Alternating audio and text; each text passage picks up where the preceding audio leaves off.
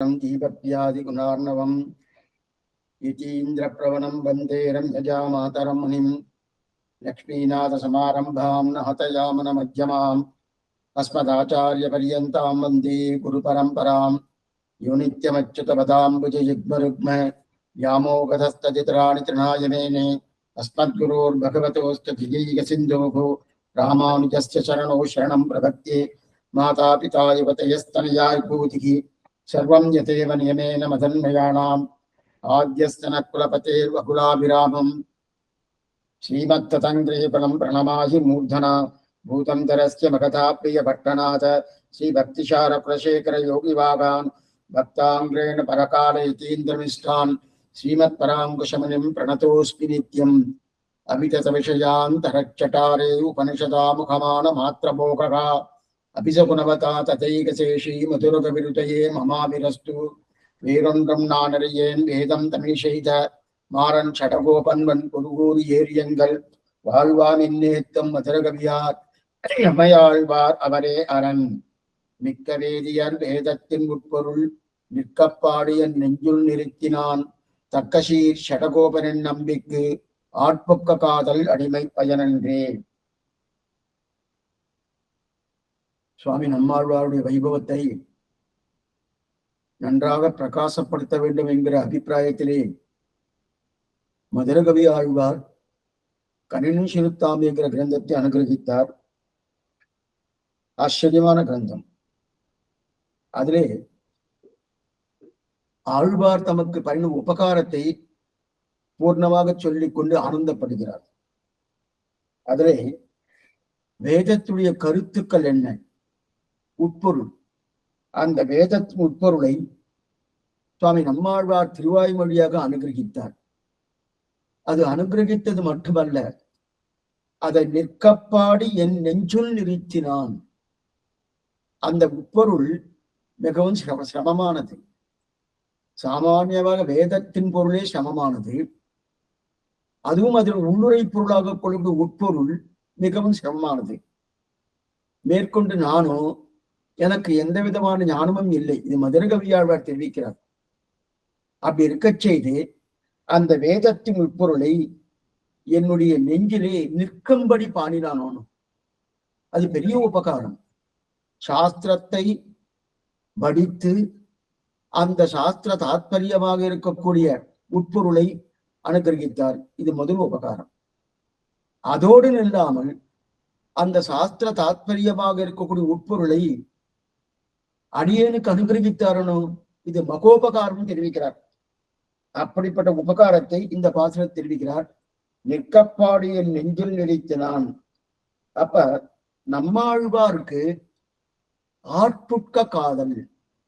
ஆட்புக்க காதல்னா அடியேனுக்கு அவர் பால் இருந்த பிரேமம், ஆழ்வாருக்கு இருந்த பிரேமம், அந்த பிரேமம் அன்பு சொல்லலாம் போனோம். அந்த அன்பே கைங்கரியத்தில் மிகச் சிறந்த வடிவமாக இருக்கிறது. அப்ப அன்பினால் கைங்கரியம் அப்படின்னு சொல்லலாம். அல்லது ஆழ்வாரிடத்தில் அன்பு கொண்டிருப்பதே சிறந்த மிகச்சிறந்த கைங்கரியம், அன்பினாலே கைங்கரியம் என்று சொல்லலாம். ஆழ்வாரிடத்தில் அன்பு வச்சுருக்கணும், அந்த அன்பு வைப்பதே மிகச்சிறந்த கைங்கரியம்னு சொல்லலாம். அப்படிப்பட்ட அந்த கைங்கரியத்தை தான் இந்த பாசுரத்தை தெரிவிக்கிறார். 9வது பாசுரம். நிற்க வேதியர் வேதத்தின் உட்பொருள் நிற்கப்பாடியன் நெஞ்சுள் நிறுத்தினான் தர்க்கசீர் ஷடகோபனின் நம்பிக்கு ஆட்பொக்க காதல் அழிவை பயனன்றே. இதிலே கடந்த காலக்ஷேபத்திலே பெரியவாச்சான்களுடைய வியாக்கியானத்தை அனுபவிக்க பெற்றோம். இப்பொழுது நஞ்சியுடைய வியாக்கியானம் அனுபவித்து முடித்து மேற்கொண்டு அடைந்த மணவாள பெருமாள் நாயனருடைய வியாக்கியானத்தை அனுபவிக்க பிராப்தமாகும். நஞ்சியுடைய வியாக்கியானம் ஆச்சரியமான 9ஆம் பாட்டு. சகல வேத தாத்பரியமான பாகவத சேஷத்துவத்தை பயிலும் சுழரடி நெடுமார்க்கடமே என்கிற 2 திருவாழ்மையிலும் அருளிக்கேதி என் நெஞ்சினுள்ளே நிறுத்தினார் என்கிறார். பக்கம் 189. புஸ்தகம் வச்சுருப்பார். 186 பக்கம் பார்க்க. நஞ்சியுடைய வியாக்கியானம் பாசுரம் 9. அதாவது அனைத்து வேதத்தாலே சொல்லப்பட்டது என்ன, அனைத்து வேதத்தால் கொண்டது, அனைத்து வேதத்தாலே சொல்லப்பட்ட தேறின கருத்து. அந்த தேறின கருத்து என்பது பகவத் சேஷத்துவம். அந்த பகவத் சேஷத்துவம் என்பது நிறம் பெற வேணும். பகவத் சேஷத்துவம், பகவானுக்கு நான் தாசன் என்கிற தன்மை இருக்கணும். அந்த தன்மை நல்ல ஸ்திரப்படணும், நல்ல உறுதியா இருக்கணும்னா அப்ப என்ன வேணும் சுவாமி? அதுக்கு பாகவத சேஷத்துவம் அளவிற்கு சென்றால்தான் பகவத் சேஷத்துவமே நிற்கும். பகவானுக்கு நான் தாசன், பகவானுக்கு நான் தாசன் சொல்லிட்டு தான் பிரயோஜனம் இல்லை.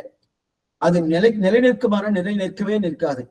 அப்ப நிலை நிற்க வேண்டும் என்றால் அந்த பாகவதற்கு நான் தாசன் அந்த அளவுக்கு சென்று அப்ப பாகவதனுக்கு தாசன் ஆனதபடியாலே பகவத் சேஷத்துவம் என்கிற நிலை வரைக்கும் வரணும்.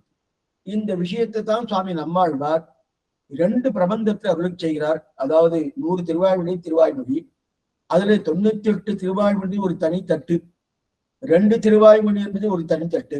அந்த 2 திருவாய்மொழி தான் 3ஆம் பத்து 7ஆம் திருவாய்மொழி. பயிலும் சுடரொளி மூர்த்தியை பங்கைய கண்ணனை பயிலையினம் பாற்கடல் சேர்ந்த பரமனை பயிலும் திருவிடையார் எவரேனும் அவர் கண்டீர் பயிலும் பிறப்பெடுதோர் எம்மையாலும் பரவரே. இது ஒரு பாசனம், இந்த பதிகம். அடுத்து 8ஆம் பத்து 10ஆம் திருவாய்மொழி. நெடுமார் கடுமை செய்வேன் போல் அவனை கருத வஞ்சித்து தடுமாற்ற அட்டகி கதிகள் முற்றும் தவிர்ந்து சதநினைந்தால் கொடுமா வினையேன் அவன் அடியாரடியே கூடும் எதுவல்லால் விடுமாறு என்பதந்தோ வியன் மூலக பெருணுமே. இந்த 2 பதிகத்திலும் என்ன தெரிவிக்கிறார்னா பாகவத பிரபாவத்தை பூர்ணமாக தெரிவிக்கிறார். அப்படிப்பட்ட பாகவத பிரபாவத்தை அடியுடைய நெஞ்சிலும் நிறுத்தினான், நிற்கப்பாடி என் நெஞ்சும் நிறுத்தினான்னு தெரிவிக்கிறார் மதுரகவி ஆழ்வார். அது மட்டுமல்ல, அந்த திருவாய்மொழி பாட அதில் 2 திருவாய்மொழி தானே பாகவத சேஷத்துவம். அந்த பாகவத சேஷத்துவம் தான் உத்தேசம் அப்படின்னு அவர்களுக்கே கைங்கரியம், நமக்கு புருஷார்த்தமே பாகவதர்களுக்கு கைங்கரியம். அந்த அர்த்தத்தை எல்லாம் 2 பதிகங்களே என்னுடைய நெஞ்சிலே நிற்கும்படி அனுகிரகித்தார், என் நெஞ்சுள் நிறுத்தினான் தெரிவிக்கிறார். இதைத்தான் அது இந்த பாதத்திலே சாராம்சமாக சொல்லப்படுகிறது. இப்ப நஞ்சுடைய வியாக்கியானம், அதாவது மிக்க வேதியர் எம்பெருமான் பக்கலிலே ஞான பக்திகளை பூர்ணமாக உடைய வைதிகர். எத்திர பூர்வே சாத்தியா சந்தி தேவாக என்கிறபடியே வேதத்தின் உட்பொருள், வேதத்துக்கு பிராணனான பிரமேயம் திருவாய்மொழி, திருவாய்மொழிக்கு பிரமேயம் பெயரும் சுடரொளி மூர்த்தி, நெடுமார்க்கடமை நிற்கப்பாடி என் நெஞ்சும் நிறுத்தினான் பண்ணொடும் இசையுடன் பாடி என் நெஞ்சிலே பிரதிஷ்டிப்பித்தான் கல்லை குடிக்கு நீரை நிறுத்துமாறை போலே திடீர் செய்தது. ஆச்சரியமா தெரிவிக்கிறார். எழுச்சி வாசியம் சிறிய வியாக்கியானம் தான்.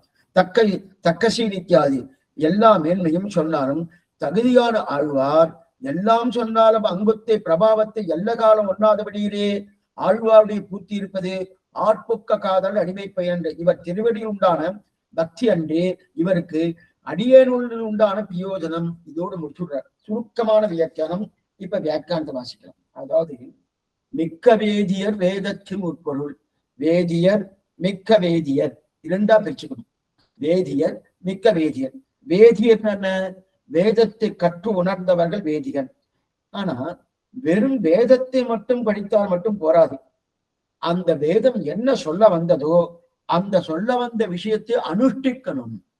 அப்பனா அது நம்ம அனுசந்தானத்துல கொண்டு வரணும், அனுஷ்டிக்கணும், பிராக்டிஸ்ல கொண்டு வரணும் சொல்றா பாருங்க. அப்ப அனுஷ்டிக்கணும்.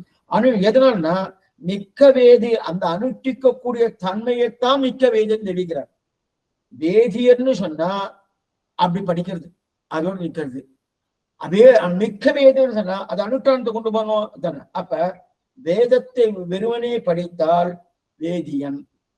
ஆனால் மிக்க வேதியன்னா அந்த படிப்பதற்கு தக்க நடைமுறைப்படுத்தணுமோனோ அனுஷ்டானம் கொண்டு வரணுமோனோ அதான் மிக்க வேதியன். அப்ப படிப்பதற்கு தகுந்தாப்பன் நின்றாதான் அது நிற்கும். என்னைக்குமே நான் ஒரு விஷயத்த நம்ம தெரிஞ்சுக்கிறோம்னா அது கொண்டாட அனுஷ்டானம் இருக்கணும்.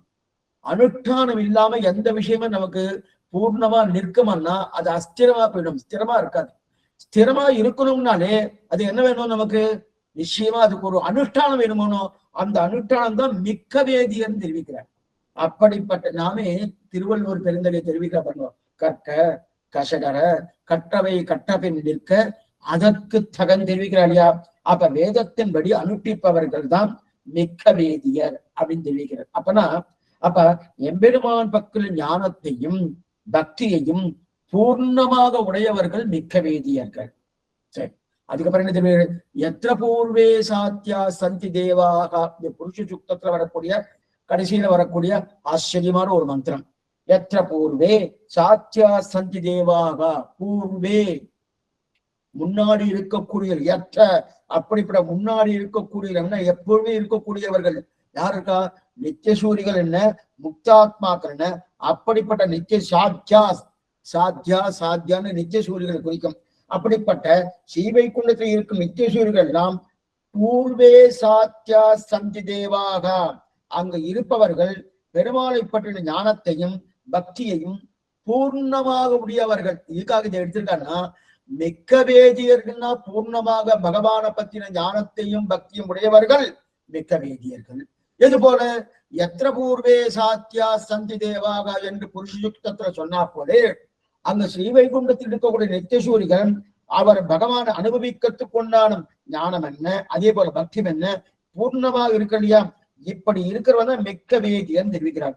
அப்படிப்பட்ட மிக்க வேதியர்கள் ஸ்ரீவைகுண்டம் அவரே பூலோகத்தில் இருக்கிறார். சுவாமி இருக்க முடியுமானா அந்த அளவுக்கு ஞான பக்தியை நன்னா வளர்த்துட்டு இருக்கா. இவர்கள் இருப்பது, அவர் அங்க இருப்பது டெலிவிஷன் திருநாடு.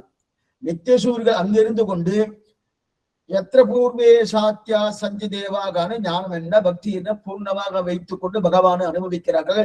அவருக்கு உண்டான கைங்கரியம் என்ன, அந்த கைங்கரியத்தை அனுஷ்டானத்தோடு பண்ணுகிறாங்க அங்க தெரியுது. அதே நிலைக்கு பண்ண முடியுமானா இது இருள் தர்மா ஞானமாயிட்டனா இங்கேயும் பண்றா, இங்கேயும் அதே பண்ணா. அந்த மாதிரி பண்றவாளுக்கு தான் மிக்க வேதியர்னு பேரு. அங்க முக்தர்கள் நித்தியாத்மாக்களும் அவ எங்க தெரியும் டெலிவிஷன் திருநாட்டை பண்றா. ஆனா அவ இருள் தர்மா ஞானத்துல இல்லை. ஆனா இங்க மிக்க வேதிய இருள் தர்மா ஞானத்துல இருக்கிறவர்கள், இந்த இருள் தர்மா ஞானத்துல இருக்கிறவாள்லாம் ஏன்னா பத்தாத்மான்னு பேரு. அப்படிப்பட்ட அந்த பத்தாத்மாக்கள், ஆனா அவ எப்படி தெரியுமா இருக்கா?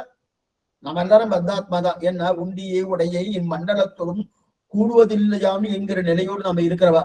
அப்படி இருந்தாலும் ஆனா இங்க மிக்க வேதி இருக்கக்கூடிய நிலை விண்ணுளாரிலும் சீரியரை என்று ஆழ்வார் தெரிவித்தார் போலே, அந்த லோகத்தில் இருக்கிறத விட இந்த லோகத்தில் அவர்கள் உயர்ந்தவர்கள் தெரிவிக்கிறார். ஏன்னா இங்கு டெலிவிஷன் திருநாடு இல்லை, இது இருள் தருமா ஞானம்.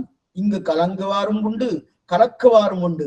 அப்படிப்பட்ட இந்த தேசத்திலே, அப்படிப்பட்ட துஷ்ட தேசத்திலே, துஷ்ட காலத்திலே கலங்குவாரும் கலக்குவாரும் இருக்கக்கூடிய ஒரு நிலையிலே பகவானை பத்தின ஞானம் என்ன பக்தி என்ன பரிபூர்ணமா இருக்காரனோ அவளுக்குத்தான் மிக்க வேதியர் பேரு. அப்படிப்பட்ட மிக்க வேதியர் ஆசிரமம் ஒரு விஷயம் தெரியா பாருங்க. என்ன தெரிவிக்கிறான்னா, வேதாந்தத்துக்கு எது பிரமேயம் எது இலக்கு. இப்ப வேதத்துக்கு எது பிரமேயம் எது விளக்குனா, ஒரு மனுஷனுக்கு பிராணம் இருந்தா தான் உயர்ந்தது. ஒருத்தர் என்ன பண்ணாரு, நன்னா சொல்லி வர்ற, சுவாமி மூக்கு என்ன அழகா இருக்கு, கண்ணு என்ன அழகா இருக்கு, காது என்ன அழகா இருக்கு, அவர் திருமார்பு எப்படிப்பட்ட அழகோடு இருந்திருக்கு, அவர் திருக்கைகள் பாகுநண்டத்துல பொருள் ரொம்ப நன்னா இருக்கு, இப்படிப்பட்ட அழகு இருக்கு. என்ன சுவாமின்னா பிராணம் இல்லை சுவாமி. இத்தனை அழகு இருக்கு இத்தனை அழகு இருக்குன்னு சொல்லி சொல்லி கடைசியில பிராணன் இல்லை உயிரே இல்லைன்னா அது ஒன்றும் பிரயோஜனமே இல்லையனோ. அது பிரயோஜனமே இல்லையனோ. ஒருத்தருக்கு எப்படி உயிர் முக்கியமோ அதே போல வேதத்துக்கு அனைத்துக்கும் உயிர் முக்கியம்னு, அந்த வேதத்துக்கு உயிராக இருக்கக்கூடியது எது? திருவாய்மொழி. இதான் ரொம்ப முக்கியம். அதனால்தான் எந்த அபரகாரியமா இருந்தாலும் சுபகாரியமா இருந்தாலும் ஸ்ரீ வைஷ்ணவ பிரதானமா திருவாய்மொழி செவிக்கிறார். என்ன காரணம்? முக்கியம். வேதத்துக்கு உயிரே முக்கியம் திருவாய்மொழி. அப்ப வேதத்துக்கு உயிரானது திருவாய்மொழி. இது ஆச்சரியமான அர்த்தம். இது நஞ்சிய தெரிவிக்கிறார். வேதத்துக்கு உயிரான, இத்தனைக்கு அவர் அத்வைத்தியா இருந்து விசிஷ்டாத்வைத்தியா வந்திருக்காரு. அவர் பேசுறார் வேதத்துக்கு உயிரா இருக்க திருவாய்மொழி. அப்படிப்பட்ட திருவாய்மொழி அப்ப உயிர் இருக்குன்னு வச்சுக்க, உயிர் வேறு உடல் வேறு தானே. இப்ப நமக்கு உயிர்ன்றது ஆத்மா, சரீரம் தெரியுது, சரீரம். அப்ப இந்த சரீரத்தை தாங்கிறது ஆத்மா, அப்ப அதுதான் உயிர். அப்ப அந்த வேதத்துக்கு உயிரா இருக்கிறது எது? திருவாய்மொழி. இந்த திருவாய்மொழியே உடலாம இருக்கு. அது எப்படி சுவாமி இந்த திருவாய்மொழி உடலா சொல்லலாமா? சொல்லலாமே. அதற்கு இருக்கக்கூடிய உயிர் இருக்கு இல்லையா, அதுக்குள்ள என்ன சுவாமி உயிர் இருக்கு? அந்த திருவாய்மொழிக்குள்ள ஒரு உயிர் இருக்கா? வேதத்தின் உயிர் திருவாய்மொழி. இது நன்னா புரிஞ்சுக்கணும். வேதத்தின் உயிர் திருவாய்மொழி. அப்ப உயிர்னு திருவாய்மொழி கொடுத்து அந்த திருவாய்மொழியையும் உடலா சொல்லலாமா? சொல்லலாம். இதுக்கு ஒரு எக்ஸாம்பிள் சொல்றேன். இப்ப நம்ம ஆத்மா இருக்கணும். ஆத்மான்றது எது? ஜீவாத்மா. இந்த ஜீவாத்மா சரீரமா இல்லையா? சரீரம் கிடையாது, ஆத்மா. இது சரீரம் ஆகமான ஆகும். என்னமா சுவாமி, இந்த சரீரத்தை தாங்கிறது ஜீவாத்மா, அந்த ஜீவாத்மா சரீரம் ஆகுவானா? பகவானுக்கு இந்த ஆத்மா சரீரம். அப்ப ஒரே ஜீவாத்மாவே சரீரமாவும் இருக்கு, ஆத்மாவாவும் இருக்கு. புரியுதா? ஒரே ஜீவாத்மாவே சரீரமாவும் இருக்கு, ஆத்மாவும். அதே போல திருவாய்மொழி உயிராகவும் இருக்கு, உடலாகவும் இருக்கு. உயிரா இருக்குன்னா என்ன அர்த்தம்? வேதத்துக்கு உயிரா இருக்கக்கூடிய தன்மை திருவாய்மொழிக்கு இருக்கிறபடியால திருவாய்மொழிக்கு உயிர், வேதத்துக்கு உயிர் தெரியுது. அதே அந்த திருவாய்மொழி உடலா இருக்குமான்னா அந்த திருவாய்மொழிக்குள்ளே 2 திருவாய்மொழிகள் பிரதானமா இருக்கு. பையலும் சுடரொளி மூர்த்தியை பங்கைய கண்ணனை பையலேனியனம் பார்க்கடல் சேர்ந்த பரமனை பையலும் திருவிடையார் எவரேலும் அவர் கண்டீர் பையலும் பிறப்பிடதோடு எம்மையாலும் பரமரே என்று இது ஒரு வாசனம். 3:17. அடுத்து 8:10 திருவாய்மொழி நெடுமார் கடுமை செய்வேன் போல் அவனை கருத வஞ்சித்து. இந்த 2 பதிகமே அந்த திருவாய்மொழிக்கு உயிரா இருக்கு. அப்ப திருவாய்மொழி உடலாயிருக்கு. அப்ப ஒரே திருவாய்மொழியே உயிராவும் இருக்கு, உடலாவும் இருக்கு. இது போல நம்முடைய ஆத்மா, இப்ப நம்முடைய ஆத்மான்னு சொல்றது புரியத்துக்காக சொன்னேன். ஆத்மா நம்முடையது இல்லை, பகவானுடையது. புரியுதா? நீ என்ன சொன்ன ஆத்மா நம்முடையதுன்னு சொல்லிடலன்னு கேட்க வேண்டாம், புரியறதுக்காக விஷயம். அப்ப இந்த ஆத்மாவானது எப்படி சரீரமாகவும் அதே போல ஆத்மாவாகவும் இருக்கிறபடியா இருக்கிறதும் இந்த சரீரத்தை பார்க்கும்போது இது ஆத்மா, அதே பகவானை பார்க்கறது இந்த ஆத்மாவே சரீரம். அதே போல வேதத்தை பார்க்கறதே திருவாய்மொழி பிராணன் உயிரா இருக்கு. அதே அந்த திருவாய்மொழிக்குள்ளே 2 திருவாய்மொழியாக இருக்கக்கூடிய பயிலும் சுடர்ல மூர்த்தி நிபார்க்கணமே என்று 2 பதிகங்களை பார்க்கச்சே அந்த திருவாய்மொழி உடலா பெடுத்து இது உயிரா பெடுத்து. எது? இந்த 2 பதிகங்கள் என்ன தெரிவிக்கிறேன்னா அந்த பாகவதர்கள் தான் சுவாமிகள், அந்த பாகவதர்கள் தான் போக்கியர்கள், அனுபவிக்கத்தக்கவர்கள் பாகவதர்கள். அப்ப புருஷார்த்தம் பாகவதர்கள் தெரியாது. அந்த பாகவதர்களே சுவாமிகள். பயிலும் திருவிடையார் எவரேலும் அவர் கண்டீர் பயிலும் பிறப்பிடதோடு எம்மையாலும் பரமரே 3:7. 8:10 அந்த பாகவதர் தான் போக்கியர்கள், அனுபவிக்கத்தக்கவர். புருஷார்த்தம் அவரே தெரிவிக்கிறாரே, அதான் தெரிவிக்கிறார். அந்த மாதிரி இது தெரியாது. இதுல தெரியும் பண்ணுவோம். இது மாதிரி இதே போல இன்னொரு பதிவும் உங்களுக்கு சேர்த்து சொல்லிடுறேன். எம்மா வீட்டு திறமும் செப்பும் நின் செம்மா பாதபற்பு தலைசே தொல்லை கைமா துன்பம் கடிந்த பிரானே அம்மாடியேன் வேண்டுவது ஈதே. இது ஒரு பதிகம். இந்த பதிகம் 2ஆம் பத்து 9ஆம் திருவாயும் முதல் பாசுரம். இந்த பதிகம்தான் திருவாய்மொழிய சாராம்சமாக சொல்லப்படுகிறது. எம்மா வீட்டு தனக்கேயாக எனக்கே ஆட்சி எக்காலத்தென்றும் என் மனக்கே வந்து இடைவீடின்றி வண்டி தனக்கேயாக எனக்கொள்ளு மீதே எனக்கே கண்ணனை யான்கொள் சிறப்பேந்து ஒரு பாசுரம். எம்மா வீடு திருவாய்மொழியின் சாராம்சம். ஆனா அந்த எம்மா வீட்டுக்குள்ளேயே, அந்த பதிகத்துக்குள்ளேயே அந்த எம்மா வீட்டில் எம்மா வீடு நம்மள எடுக்கிறார். எம்மா வீட்டில் எம்மா வீடுன்ற அப்படின்னா எம்மா வீடு திருவாய்மொழி சாராம்சம். அந்த சாராம்சமாக இருக்கக்கூடிய அதற்குள்ளேயே சாராம்சத்துக்குள்ளேயே சாரம், சாரத்துக்குள்ளேயே சாரம் எது? தனக்கேயாக எனக்குள்ளே மிக எனக்கே ஆற்றை எக்காலத்தென்றும் என் மனக்கே வந்து இருவீரின்றி பண்ணி தனக்கேயாக எனக்கொள்ளு மீதே எனக்கே கண்ணனை ஆண்கள் சிறப்பே சொல்றமோ. அப்ப எது சாராம்சமோ அதுவே சாராம்சத்துக்குள்ள இன்னொரு சாரம் வந்துடுறதுனோ. அதே போல திருவாய்மொழி உயிர், அந்த திருவாய்மொழியை உடலாம ஆறுது. எதனால? பயிலும் சுடர்ல மூர்த்தி நினைவார் கணிதே அது உயிராயிடும் தெரிவிக்கிறார். அப்படிப்பட்ட அதைத்தான் தெரியும். அப்படிப்பட்ட அதே போல வேதத்துக்கு சாரம் திருவாய்மொழி, திருவாய்மொழிக்கு சாரம் நெடுமார்க்கடமை பயிலும் சுடர்ல மூர்த்தின்னு தெரிவிக்கிறார். அப்படிப்பட்ட ஆட்புக்க காதல் அடிமை பயிரின்றே. இந்த ஆட்புக்க காதல் அடிமை பயிரின்றது சத்தம் இருக்கு இல்லையா, இதை நீங்க அப்படியே அப்படியே மனசுல வச்சுக்கணும். ஏன்னா இந்த சப்தத்துக்குண்டான அர்த்தத்தை இங்க நஞ்சீர் ஒரு மாதிரி தெரிவிக்கிறார்.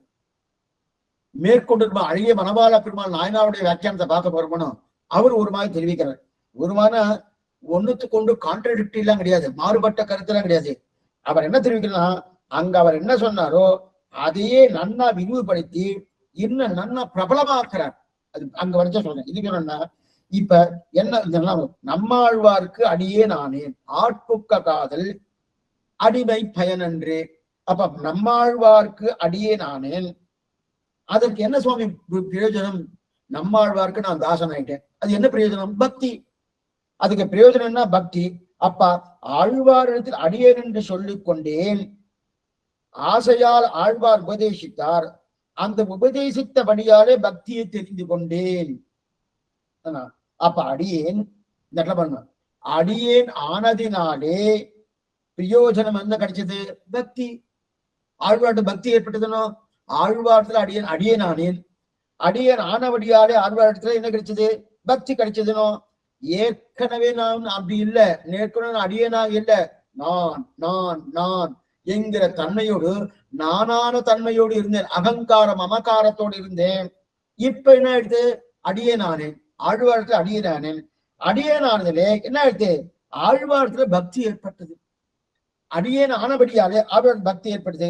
அதைத்தான் அடிமை பயனன்றே, அடிமை பயனன்றே அப்படின்னா அடிமைத்தனத்தை தெரிந்து கொண்டதினாலேயே பயன் எதுன்னா பக்தி. ஆட்புக்க காதல் அடிமை பயன் என்றே. ஆச்சரியமான சப்தம். ஆட்புக்க காதல் அடிமை பயன் என்றே. அடிமைத்தனத்தை தெரிந்து கொண்டபடியாலே என்ன ஆயிட்டு? பயன் எது? பக்தி வந்துருக்கு. அந்த பக்தி தான் பயன். இது நஞ்சிய சாட்சிக்க தானே பண்ணுவோம். அந்த பக்தி தான் பயன். ஆனா அழகிய மணவாள பெருமான் நாயனார் என்ன பண்ண போறோம்னா, இங்க பார்க்கும்போது அவர் வேறு மாதிரி சொல்லி இந்த ரெண்டையும் சமன்வயப்படுத்துறார். அதைத்தான் நீ முன்னாடி சொன்ன. இன்னைக்கு ஆட்புக்க காதல் அடிமை பயனன்றேன்னா, அடிமைத்தனத்தை தெரிந்து கொண்டபடியாலே பயன் என்ன? பக்தி. அப்ப பக்தி நஞ்சியை சாதித்தார்.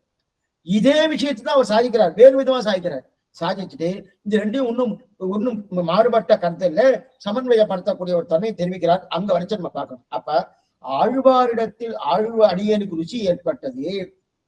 அந்த ருச்சிக்கு பயன் அடிமைத்தனம். இப்ப மாத்திரா பார்ப்போம். முதல்ல ஆழ்வாரிடத்துல தாசனா இருந்தேன். அது இந்த தாசனுக்கு பயன் அடிமை. அடிமைன்றது தாசன். அடிமைக்கு பயன் பக்தின்னு பார்த்தோம். இப்ப ஆழ்வாரிடத்தில் ருச்சி ஏற்பட்டது. அந்த ருச்சிக்கு பயன் எது? அடிமைத்தனம். சொல்லலாமா? அப்படின்னு சொல்லாமே. ஆழ்வாரத்தில் ருச்சி ஏற்பட்டது. ஆழ்வார்னா பிரீத்தியா இருந்தது. எனக்கு அவர் பேர் காதலா இருந்தது. பிரீத்தி ஏற்பட்டது. அந்த ருச்சி ஏற்பட்டது. ருச்சி ஏற்பட்டபடியாலே என்ன வந்துட்டு நமக்கு? அந்த ருச்சிக்கு பயன் அடிமைத்தனம் அப்படின்னு சொல்லலாம். அல்லது அடியேன் ஆனபடியாலே ருச்சி ஏற்பட்டது. ரெண்டுமே சொல்லலாம். நான் ஆழ்வார்த்த தாசனானபடியாலே ருச்சி ஏற்பட்டது. ருச்சி ஏற்பட்டபடியாலே தாசனானேன். இப்படி சாமி ரெண்டுமே சொல்ல முடியுமா? அவர்கிட்ட ஒரு ருச்சி வந்துட்டு, ருச்சி வந்தபடிலாம் அவருக்கு நான் தாசன் ஆயிட்டேன். இது ஒண்ணு. இல்ல சுவாமி, ருச்சி பின்னாடி வந்தது. முதல்ல தாசன் ஆயிட்டேன். அவர் எனக்கு சுவாமி சுவாமி நினைச்சுன்னு அவரை ஒரு திருவிடை பத்தினேன். பட்டினோட ஒரு மேல அவருக்கு ருச்சி ஏற்பட்டது. ரெண்டுமே சொல்லலாமான்னா எப்படின்னா அதைத்தான் தெரிவிக்கிறார்கள்.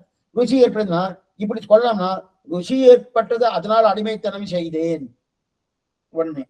அடியேனானேன் அதனால் ருச்சி ஏற்பட்டது எப்படின்னு சொல்லலாம். அப்படின்னா ஆனா இத சொல்லும் போதே நமக்கு ஒரு சந்தேகம் வரும். ஏன்னா ரெண்டுமே இருக்காது சுவாமி. ஒண்ணு ருச்சி ஏற்பட்டபடியாலே அடிமைத்தனம் வந்தது, அல்லது அடிமைத்தனம் வந்தபடியாலே ருச்சி ஏற்பட்டதுன்னு சொல்லணும். இப்ப ரெண்டுமே சொல்ல முடியுமானா? ரெண்டுமே சொல்ல முடியும். இப்படியும் அப்படியும் இருக்க முடியுமானா? இருக்க முடியாது சுவாமி. நீங்க சொல்றது பார்த்தா எப்படி இருக்குன்னா, 4வது படிச்சேன், தேறினேன், தேறிட்டு 8வது வந்துட்டேன் அப்படின்னு சொன்னா நல்லா புரியாது. 8வது படிச்சேன், தேறினேன், 4வது வந்துட்டேன். என்னமா சுவாமி? இப்போ ஒண்ணுத்துக்கு ஒண்ணு பாருங்க, இது நல்லா இதுக்கு பொருந்தாம வந்துடும். ஒண்ணுக்கு ஒண்ணு நேரே பொருந்தாம வந்துடும். இந்த பொருந்தாமையத்தான் அழகா சுவாமி அழகிய மணவாள பெருமாள் நாயனார் நன்னா சமன்வயப்படுத்த போற. அதை நம்ம பார்க்க போறோம். மேல என்னன்னா, ருச்சியால அடிமைத்தனமா, அடிமைத்தனத்தால ருச்சியா? இது நல்லா ஞாபகம் வச்சுக்கோ. ஆனா அது இன்னைக்கு காலகட்டத்தில் வரல. நாயனாருடைய வியாக்கியானம் தான் பார்க்க போறோம். ஆனா அது இன்னும் கொஞ்சம் காலம் தள்ளணும். இருக்கட்டும், காலம் தரணும்னா நாளைக்கு வந்துடும். இருந்தாலும் அப்ப ருச்சியால அடிமைத்தனமா, அடிமைத்தனம் இந்த ருச்சியால அடிமைத்தனம் என்ன அர்த்தம்னா, அவர் எனக்கு பிடிச்சிருக்கு சுவாமி, அதனால அவர் கைங்கரியம் பண்றேன். இது ஒரு பக்கம். என்ன இது ஒண்ணு கைங்கரியம் என்னது? அடிமைத்தனம். அவரை பிடித்தபடியால அவருக்கு நான் தாசனா இருக்கேன். அவருக்கு நான் தாசன் சாமி, அதனால எனக்கு பிடிச்சிருக்கு. எப்படி சொல்லலாம்? இப்போ ஒண்ணுக்கு ஒண்ணு இது நேர் விரோதமா இருக்கே சுவாமி.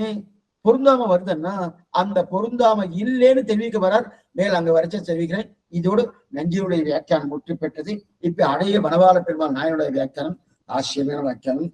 எனவே ஆச்சரியமா தெரிவிக்கிறார். என்ன தெரிவித்தது? மிக்க வேதியர் வேதத்தின் பொருள் நிற்கப்பாடிய நெஞ்சுள் நிறுத்தினால் தக்க சீர் சடகோபன் நம்பிக்கு ஆட்புக்க காதல் அடிமை பயனன்று. கீழ் 9ஆம் பாட்டு. மிக்க வேதிரித்தாது கீழே ஆழ்வாடு குணகீர்த்தனம் பண்ணும்படி அவர் தமக்கு கிருபை பண்ணினபடியை சொல்லி, அது பக்கம் 195. கீழே ஆழ்வாடு குணகீர்த்தனம் பண்ணும்படி அவர் தமக்கு கிருபை பண்ணினபடியை சொல்லி, அதுக்கு தண்ணீர்த்து துரும்பான அனாதி கர்மங்களை ஆழ்வார் தம்முடைய பார்வையாலே மரடைத்து வைத்த சொல்லி, அப்படியான ஆழ்வாடைய கிருபா வைபவத்தை திக்குகள் தோறும் அறிவிக்க கடவேன் என்று தம்முடைய ஆதர விசேஷத்தை சொல்லி, கிருபையா பரியபாலயத் என்றும் அருளின் என்று தொடங்கி ஆழியானருளையே தானுமாகின்றார் என்ற முடிவாக ரிஷிகளும் ஆழ்வார் தானுமாக பகவத் கிருபையை ஆதரித்து போராடிருக்க நீர் ஆழ்வாருடைய கிருபா பிரபத்திலே பிரவணாடுபடி என்னென்ன பகவத் கிருபை காட்டு ஆழ்வாடு கிருபை இந்த லோகத்தில் அபிவிருத்தமாகியார் என்றும் சொல்லி நின்றது. கீழ்பாட்டுல என்ன சொன்னார்னு தெரிவிக்கிறார். சுருக்கமா பார்த்துக்கணும். அதாவது என்னன்னா, அவதாரிகள் அனாதி காலமாக நான் எத்தனையோ அர்மா விஷயத்தின் இருந்தேன். ஒன்று அனாதி காலம் மாறி மாறி பலபிறப்பம் பிறந்து அடியடைந்து உள்ளம் தேடி ஈரின்ப திருவில்லம் யான் மூழ்கள் என்று சொன்னா போலே அது மாதிரி நிறைய பாவத்தை செஞ்சிருந்தேன். அதுக்கப்புறம் ஆழ்வார் என்ன பண்ணார்? பண்டை வெல்வினை பாத்தி அருளினான் அப்படின்னு தெரிவிக்கலையா? என்னுடைய என்னென்ன பாபங்களோ அத்தனை கர்மங்களையும் ஆழ்வார் பிடித்தார். பகவான் ஆழ்வாருக்கு அருள ஆழ்வார் எனக்கு அருளினார். மையர்வர மதினம் அருளை பெற்றவர், அருளு கண்டவர் யாரு? நம்மாழ்வார். அதே போல ஆழ்வார் நம்மாழ்வார் எனக்கு அருளினார். அப்படிப்பட்ட பகவத் கிருபையை விட ஆழ்வார் கிருபை உயர்ந்ததுன்னு அந்த ஆழ்வார் கிருபையை உலகம் முழுவதும் பரப்ப போகிறேன் என் திசையும் அரியம்பிகேன் ஒந்தமிழ் ஷடகோபனருளையேன்னு சொல்லி கடந்த பாசத்தை நம்ம பார்த்தோமோனா அதைத்தான் இங்க தெரிவிக்கிறார். அருள் கொண்டாடும் அடியவரின் பொருள் அருளினான் வருமலையின் பொருள் அருள் கொண்டு 1000 இந்தமிழ் பாடின அருள் கண்டி இவ்வுலகில் மிக்கிறே. ஆழ்வாருடைய கிருபையை காட்டிலும் என்னது பகவானுடைய கிருபையை காட்டிலும் ஆழ்வாருடைய கிருபை உலகத்திலே மிகவும் பெரியது அப்படின்னு தெரிவித்தார். இது வரைக்கும் 8ஆம் பாசுரம் வரைக்கும் அது பார்த்துட்டோம். இப்ப 9ஆம் பாசுரம் என்னது? இப்ப வியாக்கியானம் என்ன தெரிவிக்கிறார்? இதுதான் அந்த அவதாரிகளை சொன்னது. ஏற்கனவே அந்த அவதாரிகள் நம்ம எல்லா இடத்தையும் பார்த்தபடியால சுருக்கமா அதை ஸ்கிப் பண்ணிட்டு அடுத்தது உதவும். இது கீழே ஆழ்வாருடைய ஞானப்பிரதாதம் பிரஸ்துதம் ஆகையாலே அவர் சகல வேதாந்த தாத்பரியமான அந்த விசேஷத்தை தமக்கு அறிவித்த பிரகாரத்தை சொல்லி அதுக்கீடான குணங்களை உடையராகவே பூர்ணரான ஆழ்வார் விஷயத்தில் சேஷபூத பிரேமம் என்று அவர் கடமை செய்கையிலே